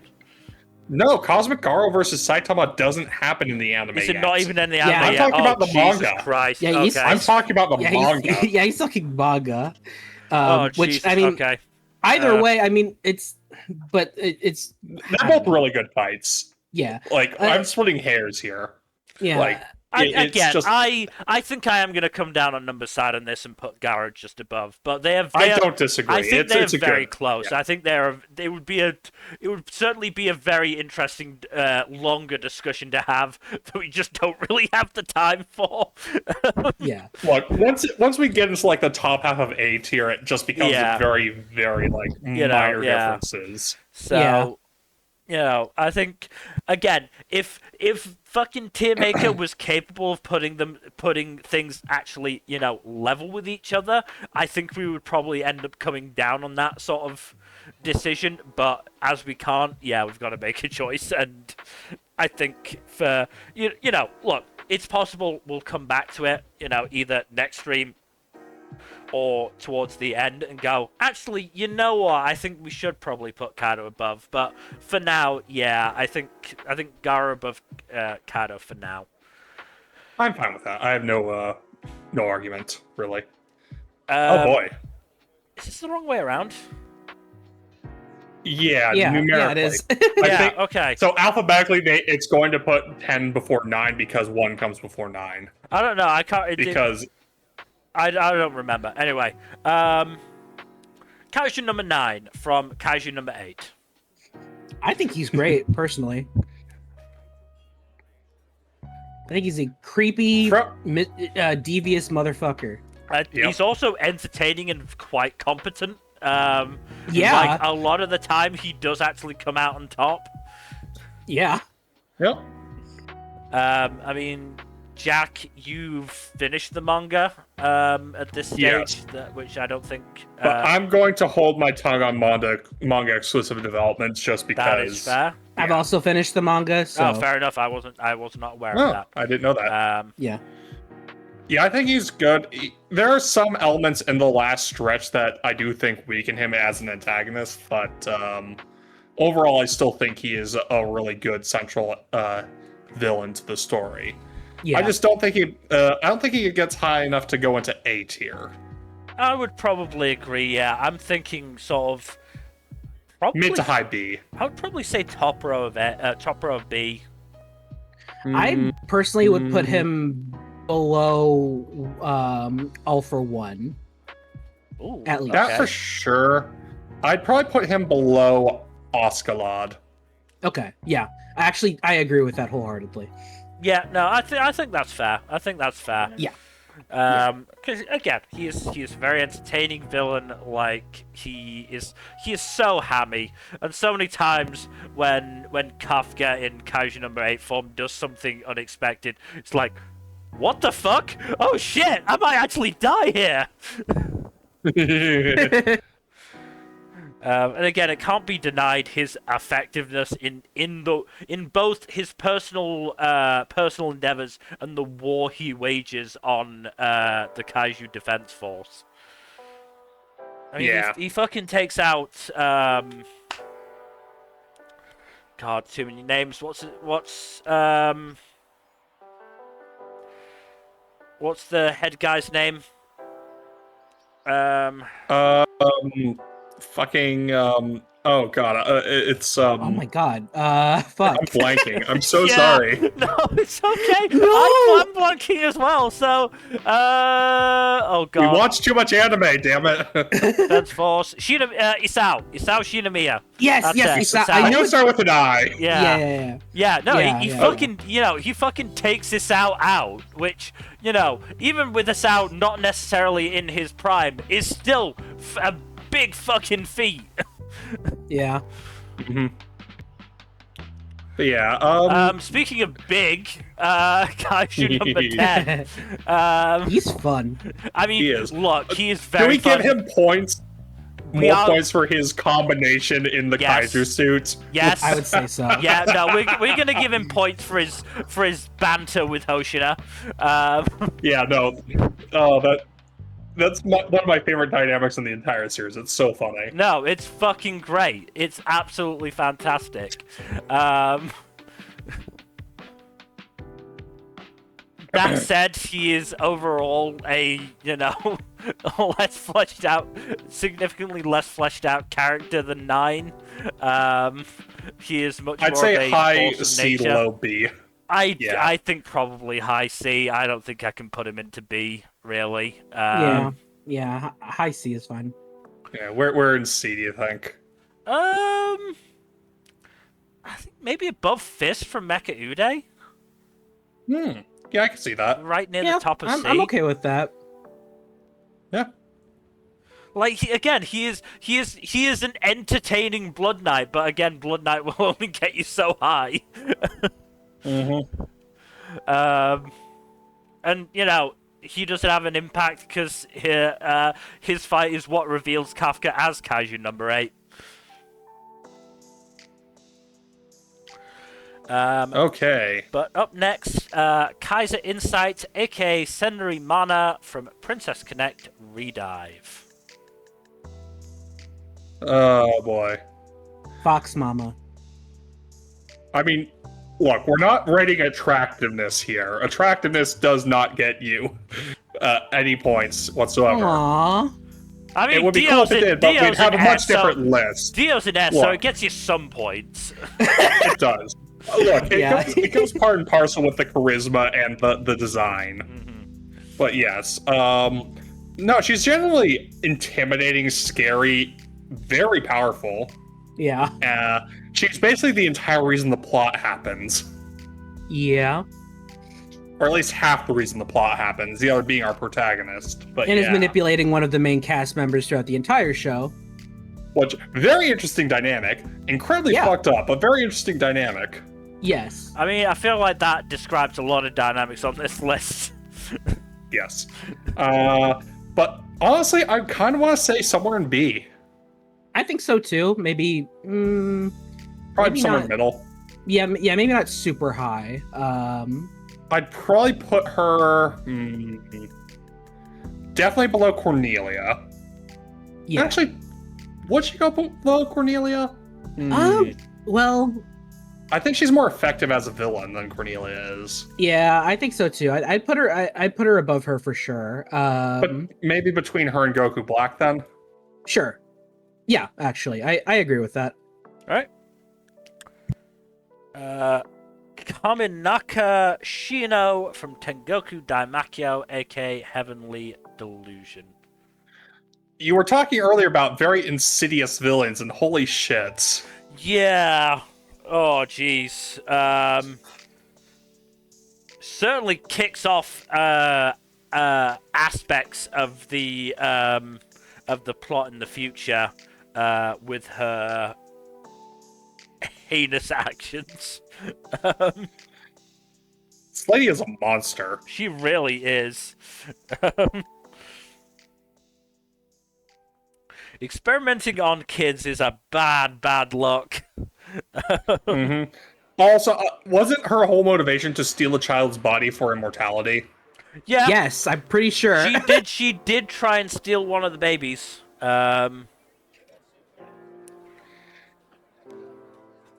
Yeah, no, she is very, very evil. Again, I'm having to look up names because, yeah, one of the babies one of whom was Maru. Yeah.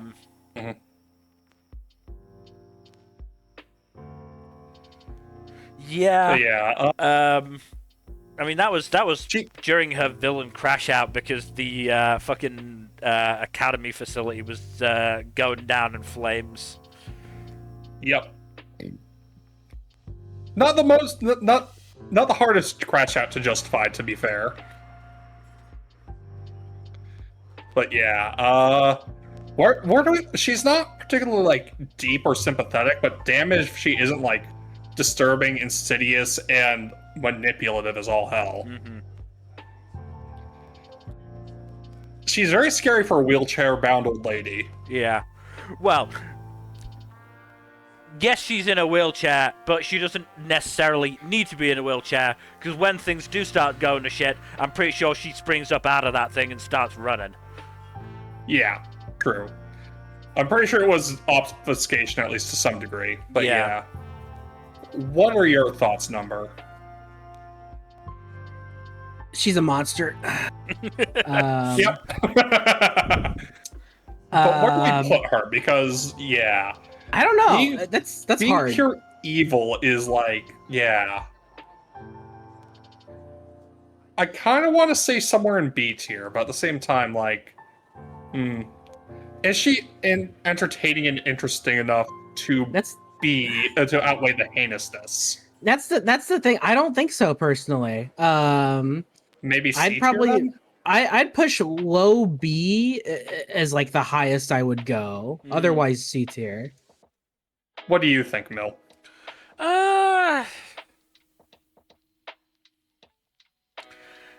She's sort of an issue of she's only in sort of half of the plot. I mean, she has more presence than Robin does. She does have more presence than Robin does. It's a good question. Where would I put her?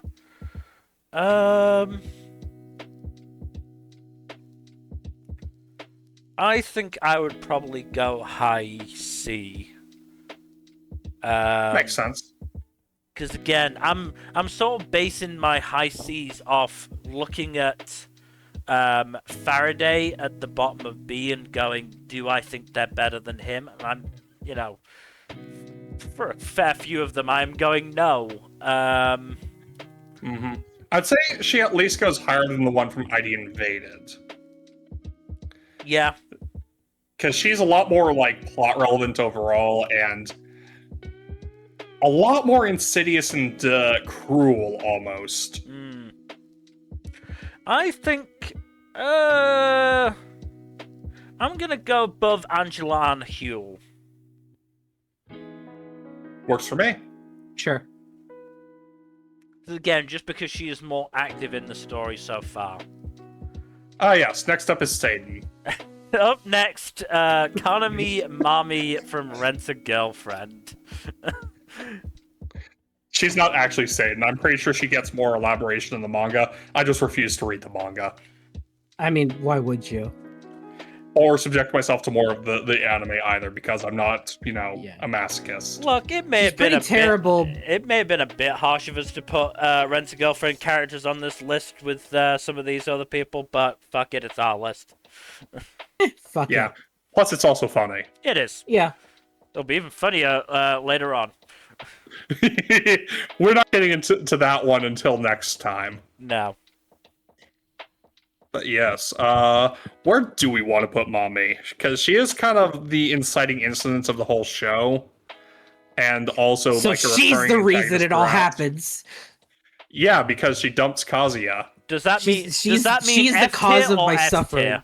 I don't know. No, neither. This is hard because on the one hand, she is one of the like primary antagonists in a truly awful show, but at the same time, she's one of the more interesting parts of the show too.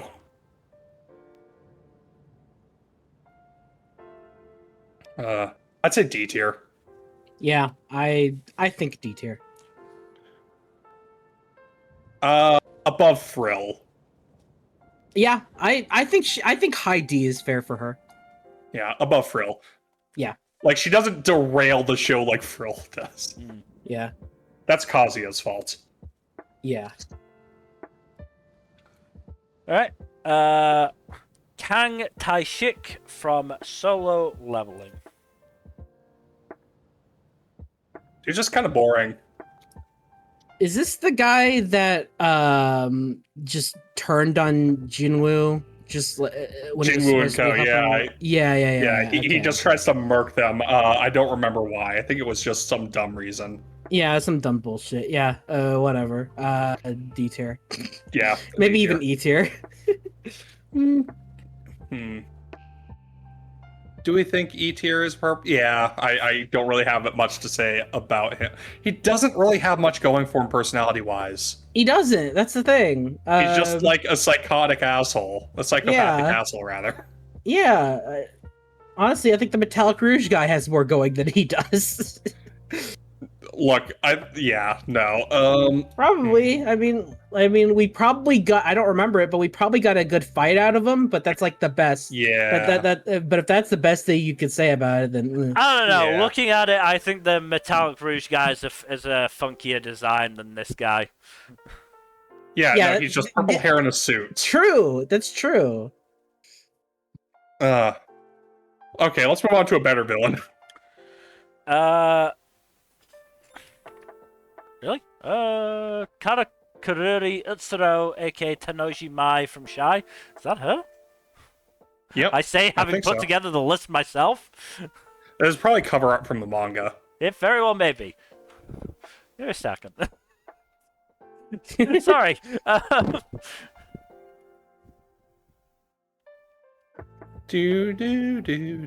mean, we can still discuss it while I'm doing this.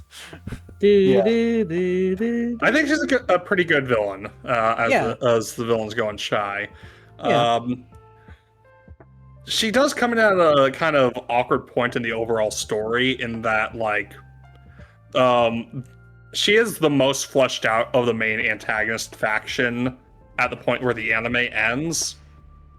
And she does have a pretty interesting and tragic story overall, which I do think does net her some points. Mm-hmm. Yeah, I think she's pretty interesting as a villain. Yeah.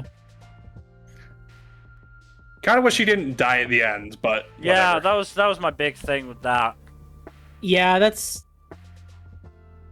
Yeah, I would have liked it more if she didn't die. Yeah. Her arc would have felt a little bit better, but Yeah, I still think she's fairly she good. didn't have to die. Like, come on. I mean, I'm pretty sure it's like rules as established that she kind of had to at that point, but yeah, it still sucks. Well, the funny thing is like, I was thinking, it was like, oh shit, they're not gonna kill her off. Okay, that's great, and then they did anyways, and like, oh, aw. Yep. To ease what it ease. No, it is her. Okay. I'm not sure where it's exactly from, but it is her. Oh, here we go. Fuck you. Translate selection to English. What you doing, Mel? I'm translating a tweet. Oh? It's better. Ending illustration, introduction. I don't know, but it's definitely her. Okay. I'm almost certain it's her. I think it's from the end of chapter 21, maybe? I don't know. Anyway,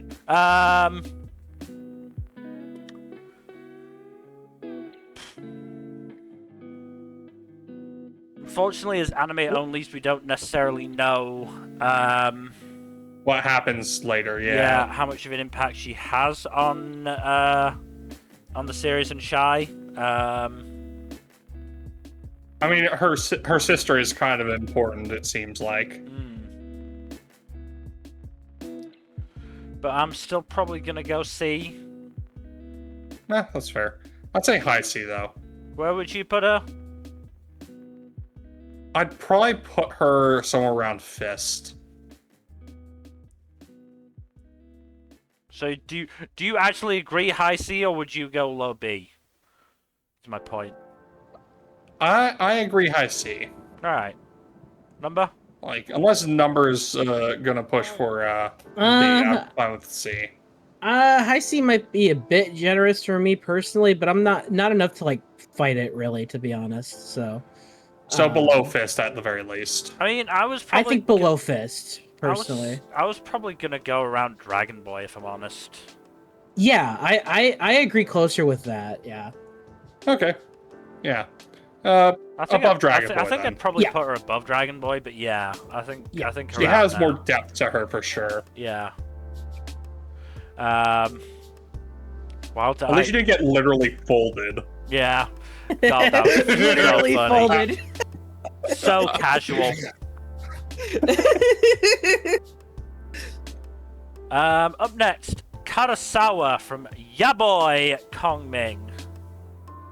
It's very funny that we have this random music producer in here along with, like, genocidal maniacs and serial killers. Look, for a lot of his appearances on the show, he was kind of an asshole. Yeah. Yes.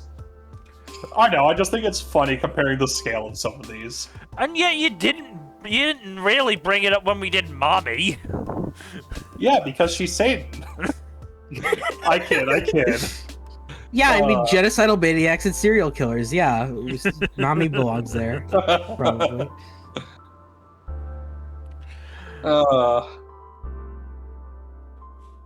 But yeah, Karasawa's neat because, like, his whole thing is, like, he's basically like what happens when you have someone who gets crushed up and ground out by the system and comes out the other side with some power, but none of the dreams or idealism that led him to that point. Yeah. And, like, I like that his story ends with him getting some of that optimism back. Yeah, like, it was pretty satisfying conclusion there. Yeah. I think he has a pretty solid character arc, at least to a degree. It's not given a lot of focus compared to, you know, the actual protagonist and her rival. Yeah. Quote unquote, but yeah. He was effective in his role. Yes. And his story concluded nicely. Yes. I'd probably say like high C, low B. I wouldn't put him in B.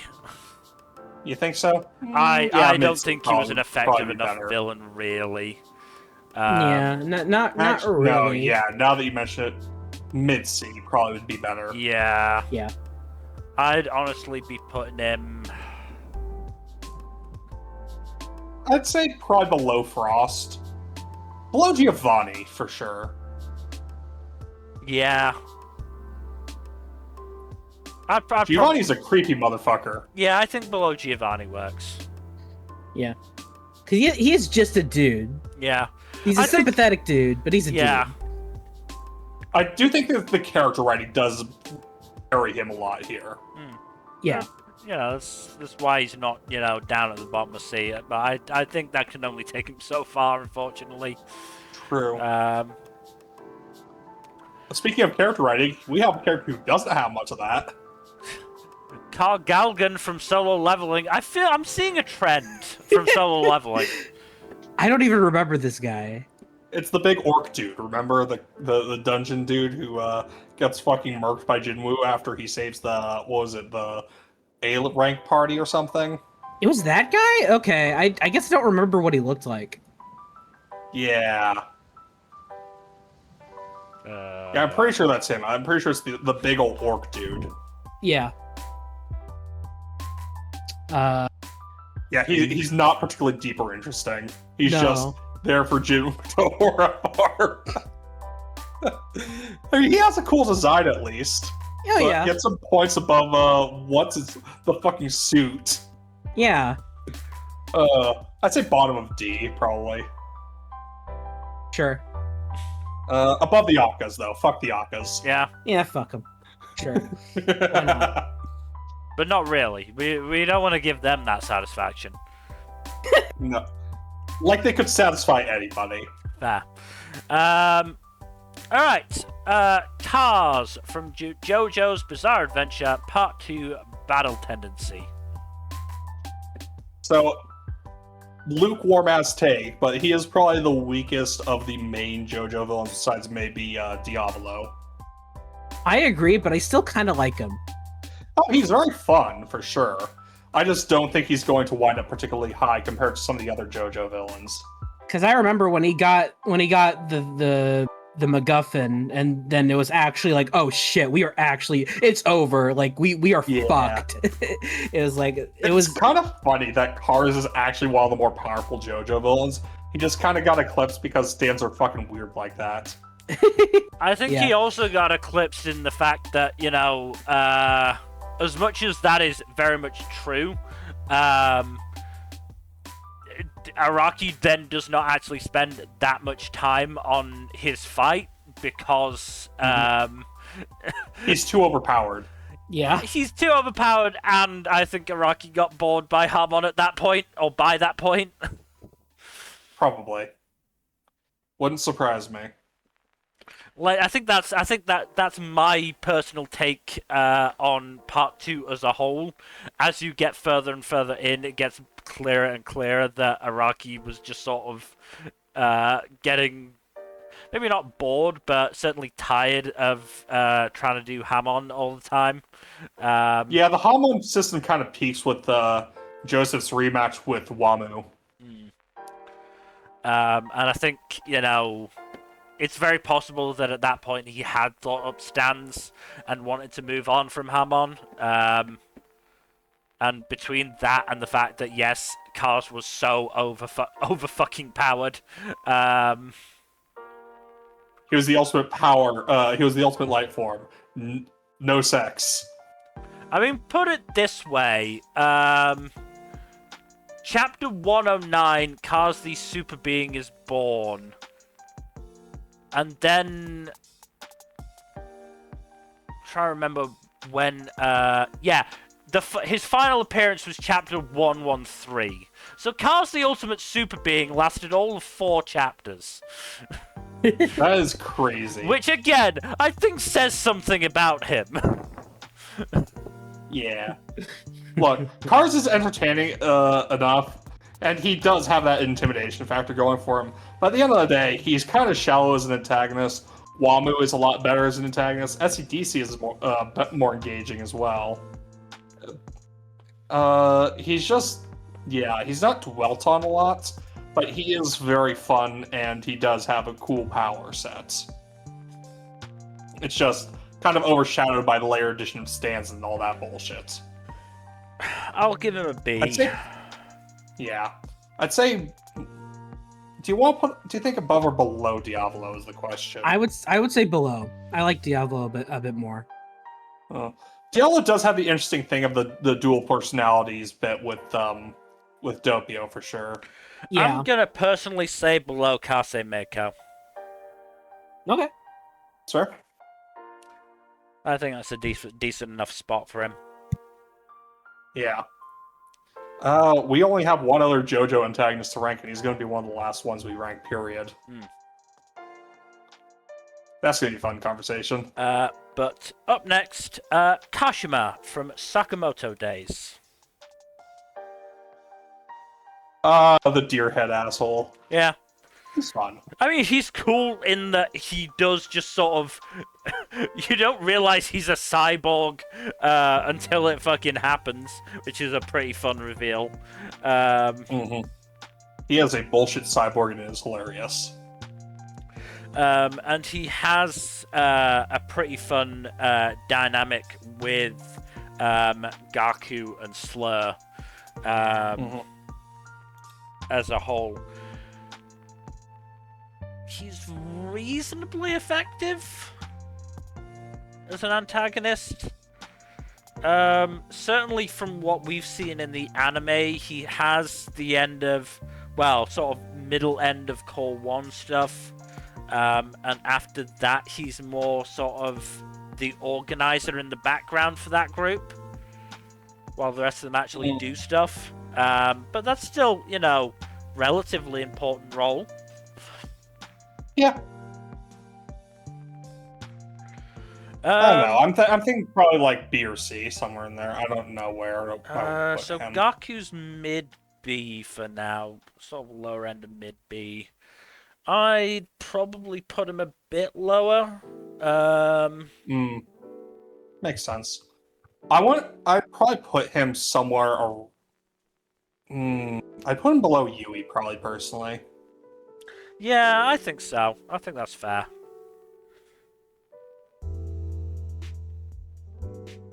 Katana Man from Chainsaw Man. Kick him in the nuts. Yeah. Oh, it's so undignified, honestly. Do we give him or knock him points for getting kicked in the nuts in an entertaining fashion?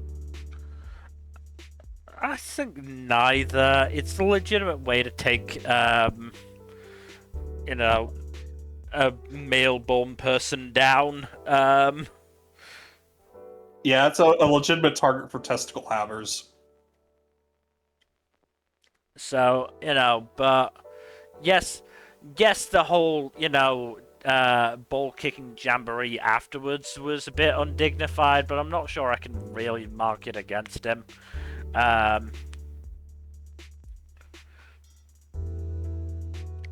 It's as much Denji being a petty bitch than anything else. Which is very funny. Which is more on Denji's end than it is him. And it's funny. I'm trying to remember. I mean, first things first, has anyone read the manga here? Do you know if he shows up later on? I haven't read the manga, but I have heard that he does pop up. Yeah. Okay. He does, yes. Albeit not a lot. Alright.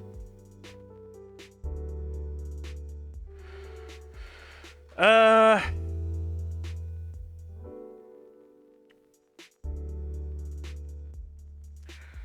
gonna be honest, I'm not that invested and don't really remember enough of Chainsaw Man to really... There's not a lot to him, to be honest. I mean, he's mostly just like a wall for Denji. Yeah. Mm-hmm. That's sort of what He wasn't like thinking. really the antagonist. I don't think we got a His backstory biggest- for it, did we? The biggest point in his favor is his design, which is pretty cool, but yeah.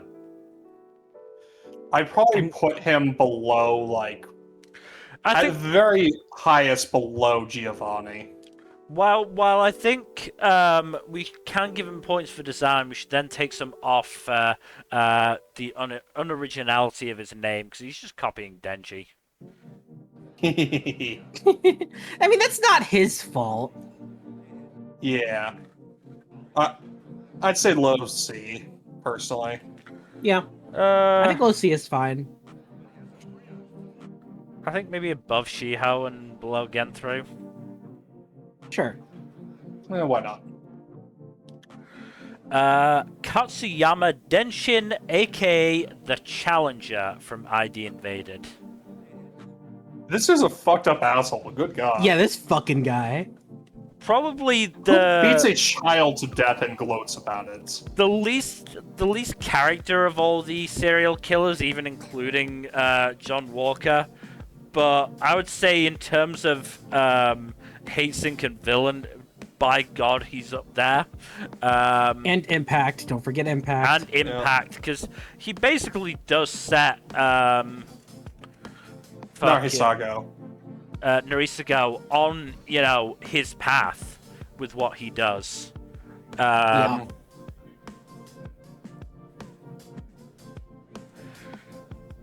And you know, I think I'm personally gonna give him points for his fight with Norisago that we get to see. I was gonna say it is a good fight. It is probably a good, satisfying one of the fight. most brutal fucking fights I've seen in anime.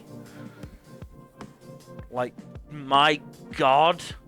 And it's really satisfying because Yeah. like you hate this guy. You want Yeah. to see him get the shit beat out of him. It's so good. I I think about that fight a lot. no, so do I. I've That's a good fight. I made a GIF of it for something. I can't remember exactly what it was, but I've got a GIF of it on my I think it's my fucking Imager page, and every so often I'll click onto it and see that and just go, oh yeah, that was a fucking great fight.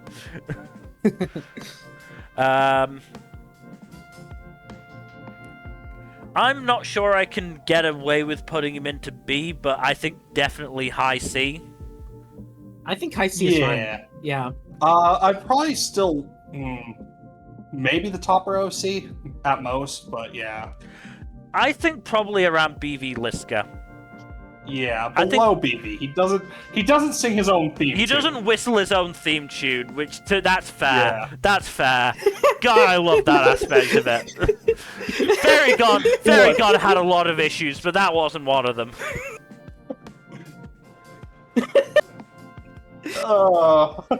Okay. Oh boy. Oh god. Okay. All right. Ayaba Akihiko from Sword Art Online. So why'd you do it, huh? Why'd you do it? His motivations are non-existent from what I can tell. Nope. We don't get a single fucking word on why he did it. He just felt like it. He wanted to see if he could, and he did it. Is that really it? No, I forgot how to log us out. I'm getting vibes of fucking Abridged, yes. I mean, I was talking about Abridged, but I was actually talking about fucking the Major in Helsing Abridged, and fucking oh god, what's the name? Van Helsing or Van Winkle, rather? No. Oh, Schrödinger. No, Alucard's boss. Why am I forgetting her name? Integra. And just Integra's sheer, but why the fuck are you a cyborg? And him just refusing to give an answer for that. Yep. That's the vibes I'm getting from what you're saying.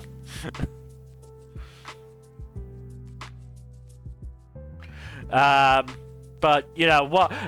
How does that impact where we put him? I smell a D tier. Look, it's Sword Art Online. We're not going to be getting any really high rankings from this. But he's still going... I think we have one other dude from SAO there, and yeah, he's going lower. I didn't know we had Kirito on the list. No. Different SAO character. I know. I just had to take the shot. Yeah, you do that. Where in D? I think low D. Because he has no motivation. He doesn't have aura. He doesn't have. I mean, he has impact, but I think he has aura a little bit. His final boss fight is kind of cool. All right, fine. We can give him the fight. All right, then, yeah, right there. Above the ogre dude from Solo Leveling. I forget his fucking name. Galgan. Yeah, we talked about him 20 minutes ago. Yeah, he was not that long ago. What do you expect? What do you expect, man? Nothing. I don't expect anything. Honestly, I think that just solidifies his place near the bottom of D, personally, but you know. Yeah. So, Keith Kepler from Spy Family. I believe this guy's a real fucking asshole. Yeah, I believe he was the villain in the Bond introduction arc. Yeah, the Innocent Crisis. And yeah, in which he tried to strap a bomb to a dog. Yeah, he's a real dick to animals, which is not going to stand him well. No, kill him now. Does he also, have any kind of tragic backstory? No, he's a fucking disaffected university student. In fact, one of the great moments of the manga is Handler just absolutely reaming him and his cohorts out for being shallow bitches who don't understand the realities of war, which is why they're such warhawks. I'm honestly thinking D or E, then. I'd say D. Yeah. I'd say D. He is shallow, but it does serve a point.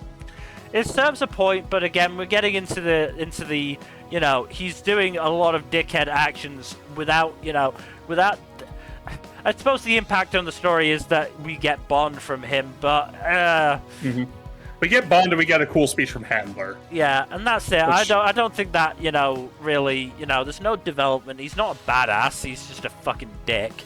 And he's not interesting. So yeah, all he's got going for him is his impact, and it's not high enough to get past, you know, fucking trying to kill dogs. Trying to kill dogs and commit terrorist attacks too. So yeah. So where are we gonna put him? I want to say above upper 4, but no higher than that. Yeah, all right. I don't remember enough about it before to actually argue anything, so. Nor do I! Much more interesting oh boy, one. 2 Kennys in a row. Tengoku. Are we going to include manga stuff in this? Yes, we kind of have to. I think we have said that if there have been people who have read the manga, they can include manga stuff in the deliberation. I think all of us at this point have read the JJK manga to its end. Yeah. So I think we can justifiably include manga stuff for Kenjaku. So is that going to affect him positively or negatively? Does it count as development that he effectively became Takuba's comedy partner? That was a hilarious twist, honestly. Honestly, I loved it as a twist. Also, I do have to say, him winning his fight with Yuki was absolute fucking horseshit. Yeah. Like, I guess narratively, the reason you want to keep the alleged main antagonist around a little bit longer, but there were a lot more elegant ways to do it than just, like, doing, like, playground bullshit. Kenjaku is sort of, I would argue, the main victim of Akutami's health issues and the resulting truncation of the story. Because... Hard to disagree there. Because it very much felt like it was meant to be sort of this 3-act structure of Act 1 ends with the defeat of Mahito and Shibuya. Act 2 ends, you know, the Culling Game stuff and the defeat of Kenjaku, and then Act 3 is dealing with Sukuna. The Culling Games then got massively truncated because, you know, Akutami's health at that point was not great. You know, Akutami had already had to take a good couple of months off after the preparation arc alone. And then, you know, I think, as is typical with manga authors, things they planned for ended up taking longer than they planned for. And then the burnout hit. Yeah. And so as a result, you know, Culling Games, which should have been Kenjaku's arc, it was Kenjaku's baby, ended up not going anywhere. And we ended up not really getting anything to do with, you know, Kenjaku's overall plan, because we then had to set up Sukuna. And we had to set up Gojo versus Sukuna, and we had to set up the final fight with Sukuna. So Kenjaku's plotting all sort of goes nowhere. You know, which is a damn shame. We had those couple of chapters where, you know, he was setting up that thing with the fucking American Special Forces that literally just goes nowhere. It's mentioned for those chapters and then it goes away.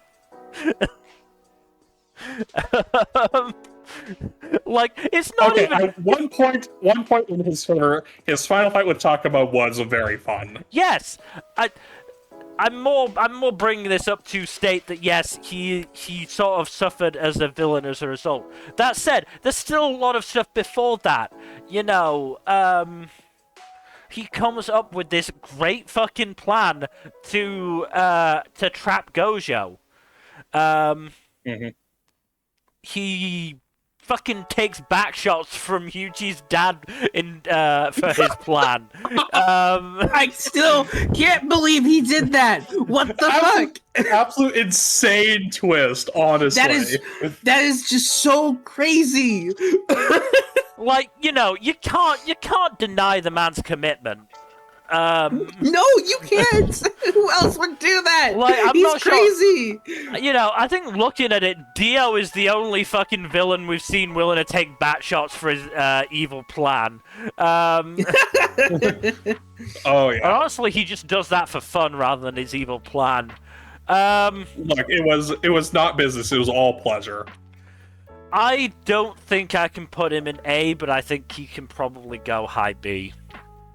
Yeah, I'd say so. Yeah. Yeah, I'd probably put I him I think I'd put him below somewhere in the Crollo. top row. I think I'd put Okay. him below Crollo.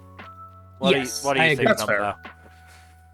Yeah. Like, I think that's, you know, if you look at this top row, certainly of the characters that I recognize, you've got the likes of Askeladd and my brain is not working with names today.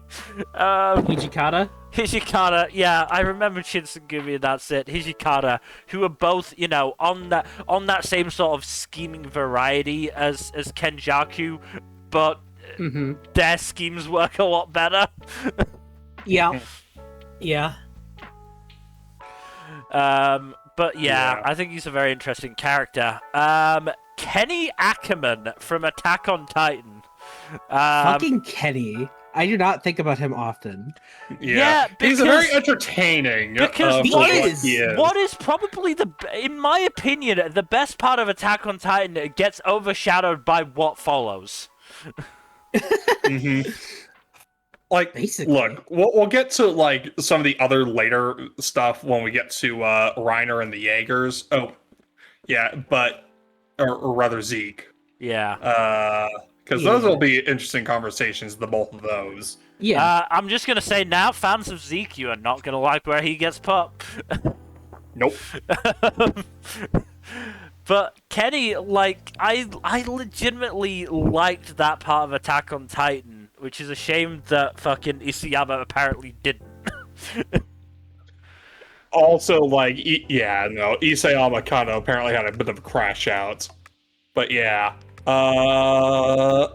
it's really hard to rank Kenny because, like, on the one hand, he's very entertaining. He's part of a good part of the manga. He does have some depth, but not a lot. Not compared to some of Yeah. the others. The other, both on this list and even a couple in the manga Yeah. he's from. He has sauce. He has sauce, he has aura. He has a sense of humor, which is not all that common Yeah. on this And list. I feel like he should be given points for being the first, like, properly active human antagonist. Because obviously, yes, you've got Annie and you've got Reiner and you've got Yes. yeah, but you know they are joint human titans as antagonists, whereas Kenny is just a human. He is just Yep. human, and he is still taking it to, you know, to Eren and the rest of the fuck up gang. Yeah. So you know, I think that I kind of want to say B tier. That's the thing. I was kind of I was probably gonna push for that as well. Like I even think- if low B. I think low B. Yeah. Yeah, I don't know if I could put him that high in B, but I would probably. No, I agree. I B. don't think you should. Yeah, I'd probably not put him above Cars, but Yeah. I think that's fair. Yeah. Yeah. I think that's good. Yeah. Wow, we Like, I ranked an Attack on Titan villain above the top half. Who could have seen Hey. this coming? I mean, there might be another one depending, but yeah, it's not going to be Zeke.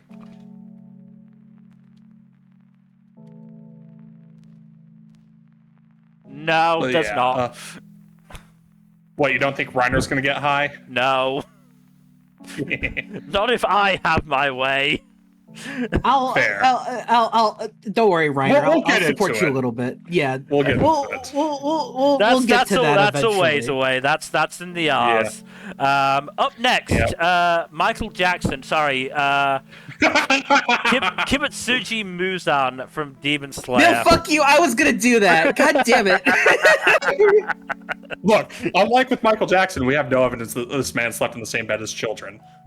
Oh God. Okay. Oh. Hey, I saw my shot. No, Okay. shoot your shot, man. Shoot your shot. Oh, jeez. Oh. Oh boy. Okay. I think dark jokes aside. I think that's going to be the high point for Muzan, because let's be honest. Let's be really, really honest. He's not that good of an antagonist.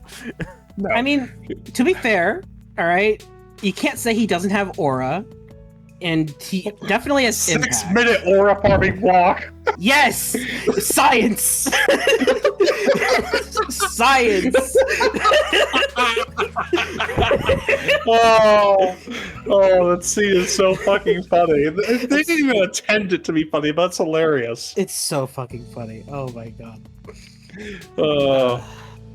So, yeah, no, Muzan just, for a shonen manga big bad, he is not particularly interesting or, like, he doesn't have a lot of complexity or depth to him that some of the others do. I think. Okay, let me clarify, reiterate, whatever. In comparison to other big bads of shonen manga, and I'm including, even, saga villains from something like Dragon Ball, he just doesn't measure up. No, he doesn't have the sauce. Like, he doesn't match up to even, like, the weaker part villains in JoJo. I don't think. No, I don't think so. I think part of that is because he doesn't feel like he properly has a connection to Tanjiro. No, not until even the though very even end. though he does, which is funny. Yeah. But like, he murdered Tanjiro's entire family save for one, and yet, like, it barely comes up. Like, only comes up in, like, 2 scenes. If I'm remembering right. It's been a while. Yeah. And he just doesn't feel like he has that much presence in story. No. Like, the biggest thing he does is marking almost half of his, like, top shelf minions. And arguably that's a bad thing. the ironic thing is that he does have a presence, because, like, literally all the demons are a part of him. Yeah. So him not having, not feeling like he has a presence is kind of a problem. Mm-hmm. Yeah, I'm thinking somewhere in C tier, honestly. I personally will push for high C, because he's kind of a guilty pleasure villain for me. Yeah. I kind of like him. I'll give you high C. I think it'd be mean to put him lower than that, but yeah. I don't think he should go any higher than. I don't think he should go higher than the second row. Okay.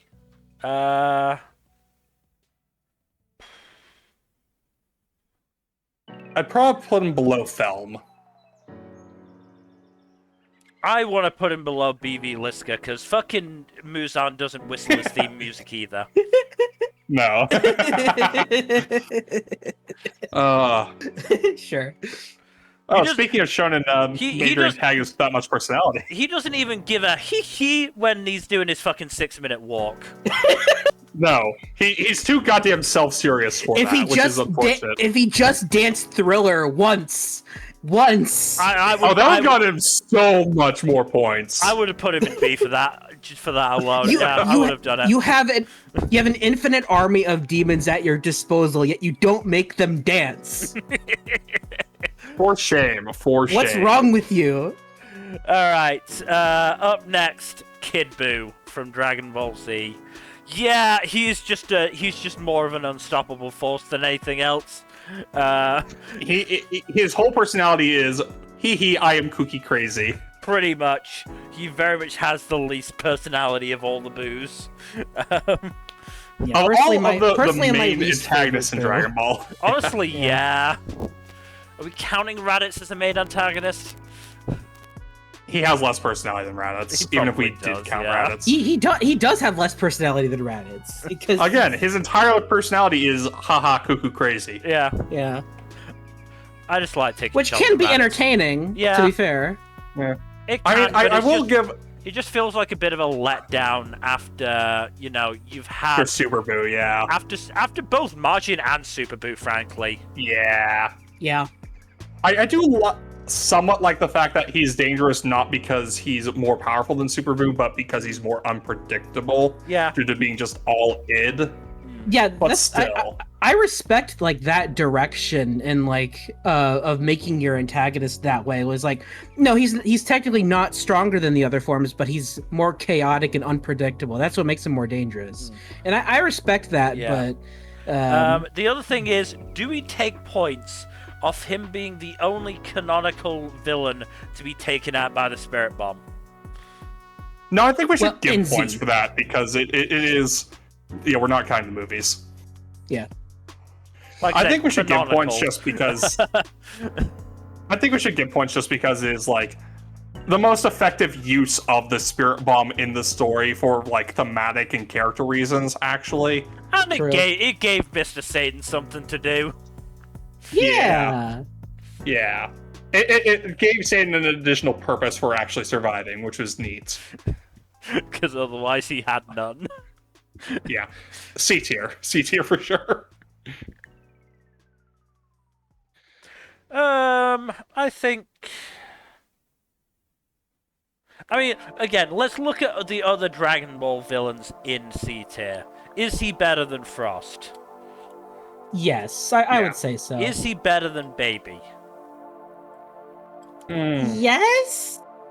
Question Yeah. mark? Baby has more complexity, but also he's just like he.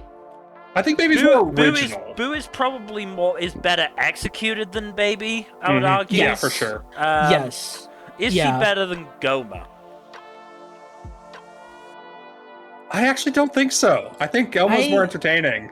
Yeah, Then I think we are sort of Goma going is more around entertaining. here. I think so. Yeah. Yeah. I'd say put him right below Goma.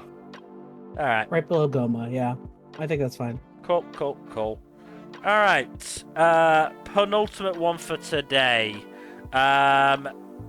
Kilvern from Dragon Quest: The Adventure of Dai. He's a fun one.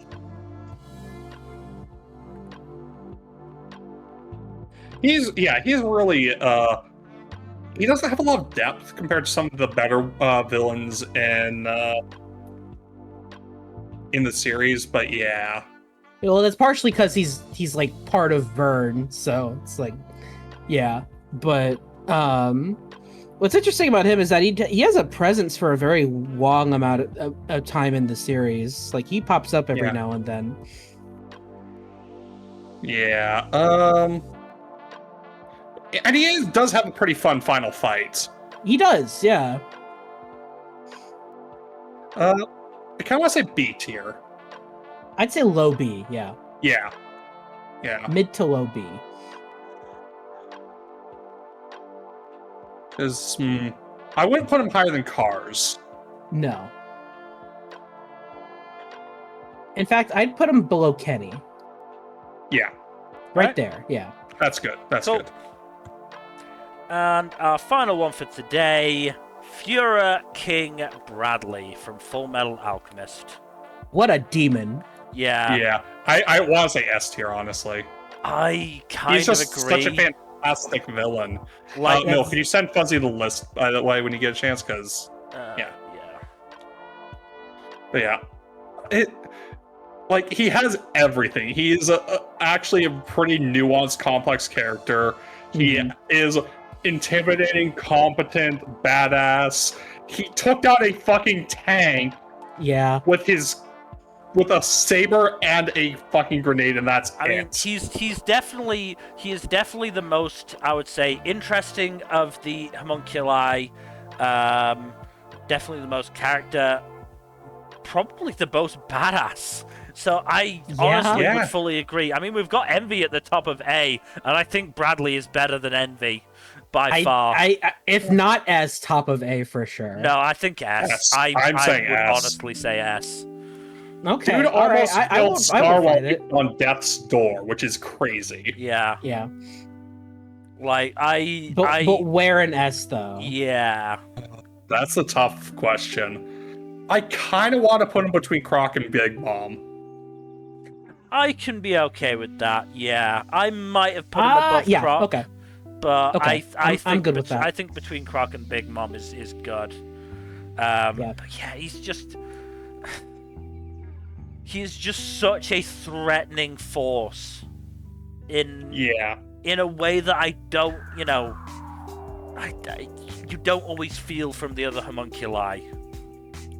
He just does the most batshit crazy feats in the show, and it's every time it's like, what the fuck? He can do that. I think part of it. Insane. I think part of it is because, for the most part, he's just a regular dude with a sword, or with a trio of swords. Like, he has like a slightly enhanced human, basically, and that's it. Some of the time, he's not even fucking using his homunculi eye. He fucking has it eye patched. Like, yeah, and he doesn't even have that eye in use for his final fight, which is also insane. Yeah. So yeah, I think Bradley in S is definitely the Fully right deserved. Call. Yeah, Just fully deserved. So we're just gonna hang about a little bit to wait to see if wait for Fuzzy's take. Yeah, I'm just gonna ping him again real quick. Let's be on the safe side. It might be that he's looking through the list on his phone. Maybe. We made pretty good time. Yeah. Yeah, it's about 2.5 hours. Mm-hmm. So yeah, coming up next, we're gonna start on a We're fun one. starting with Kasei. This is why I wanted to reach Bradley, because we'd be ending on a really good point and starting on a really funny point the next time. And we're probably gonna end somewhere around Meruem next time. Ooh. Give me a second. We're averaging about 45 entries per thing, and it's like 9 per row, 5 rows. So yeah, either probably... Meruem, Metasonic, or somewhere around there. I think Meruem is probably a good end point, and then start with Metal Sonic. Either that or end with Melon and start with Meruem. Yep. I think those are probably that's a decent enough end point. Which means we're Hello, gonna... Fuzzy. Hello, Fuzzy. Hey, Fuzzy. Oh, Mike's muted. Okay, cool. But yeah, we have a lot that they're gonna be a lot of fun ones next time. Oh boy, we get Kirei. We get Kirei. Let's go. Yep. Oh no, we're getting to some of the Fate. Oh god, I forgot Fate was on this list. Yeah. We already ranked Gilgamesh, Fuzzy. How are you doing, by the way? Sometimes you get caught off guard by things. Yeah. Life happens, as it were. Yeah. So we started the list with Hisoka, and we ended with Bradley from FMA. Okay, so I'm just gonna go down the list and say how I feel about the final. Yes, the dog is also here. Biscuit. Oh god, okay. Oh, so the list does not actually tell us at what point. Okay, I'm gonna have to open multiple windows. Sorry. Hisoka is bottom of A right now. Okay. Would not agree with that, but y'all know my stance. He's kind of just like not entertaining enough for me to justify that higher ranking. Fair enough. Okay. Which other ones are you familiar with? Because I know that there are several we covered that you're not. Yeah, I'm just gonna go down the list and see what the... Okay, Thunderbolt Fantasy, it's been too long, so... Ibara does not interest me that much. Deca-Dence, no. Igris is not really a guy. put him in, I Oh think. God, where did you put Gendo? A. I think we put yeah.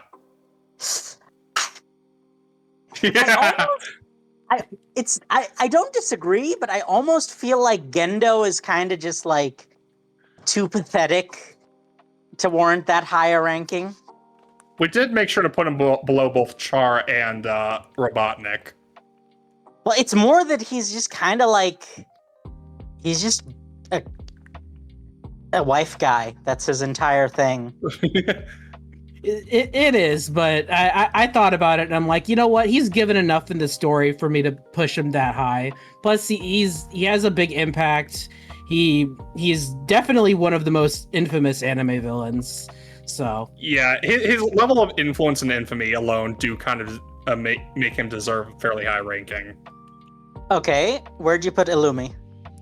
I believe Illumi? near the. Where did we put him? I think you put him in C tier. I think Yeah, we did put him in C. Yeah, we did. We put him mid C. I am perfectly happy with that. Yeah, Yeah. he's kind of like is at least Hisoka has a gimmick. Hisoka has impact is the big thing for him. Like he impacts the story as an antagonist, whereas Illumi really just doesn't that much. And I think the thing that really pushes Hisoka over the edge is that bungee gum has the properties of both rubber and gum. Rubber and gum. Yeah. Well, we gotta give him so, points like, for making that dumbass power actually good. It's not a dumb power. It's basically an externalization of Luffy's thing. So, And Luffy's But the is a description dumb of it is- power. That's the whole point. It's an incredibly dumb Luffy's power is dumb. no. It's not that the power isn't dumb. It's that making it good is clearly not out of the realm of possibility. We've already seen multiple examples of Stretchy being OP. Whatever. Plastic Man. Ooh, Isabella. We put put her her in A, right? A, yeah. Between Arlong and Why Cell. not S? Out of curiosity.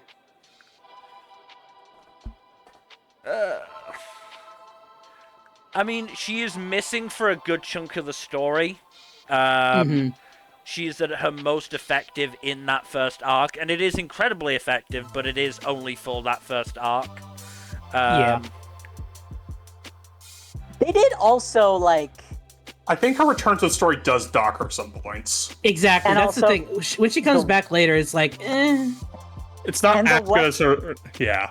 And how they concluded her story was very much a cop-out. Mm-hmm. Honestly, They the didn't one wanna thing I will give the non-existent second season is that they let her live, which would be a more interesting direction for the character. yeah. Personally, It's then. interesting that they did that in a non-existent second season. That's so Yeah. weird. Yeah, it's so weird. Funny that. Anyways, I'm still looking... I'm just gonna go for the ones that I, Where did you... Why is Orange even on the list? because he's entertaining and his crash out is hilarious. Yeah, but, like, he's only a villain for, like, 2 episodes. And those but are he's- each in a different season. No, longer than 2 episodes. He's a villain for a minute. He's a villain. He for about, got like, 5 or Orange 6 and that was it. Wasn't it? Like, look, it's been a while since I've watched the old Code Gay ass, but, I haven't watched it in ages as well, so my memory might be fuzzy. I'm just remembering, like, he is pretty fun as a villain while he is a villain, and his crash out is legendary. I It is a rewatched good some of it crackdown. very recently by proxy through my partner, so he's a villain for a minute. Not like crazy long, but like long enough. okay, so I don't have enough of an investment in Jogo. Johan from Monster. Where'd you He's put an S. him? Bottom of S. S. Yeah, so here's the thing. To a certain extent, he's more of the deuteragonist of the series than the villain. He's a villainous, he's a villain, but the structure of the series is such that he is given a lot more room to shine than most villains are. That is true. To be fair, we have some other villains on this list that kind of blur the line between villain and protagonist. Yeah. So, I'm not gonna lie, I forget who Joker from Fire Force even is. I patched you with flaming cards. Yeah. So, kill it like the rest. Okay. Kaido, tell me your bad takes. A above you put him in Arlong, A. below Garo.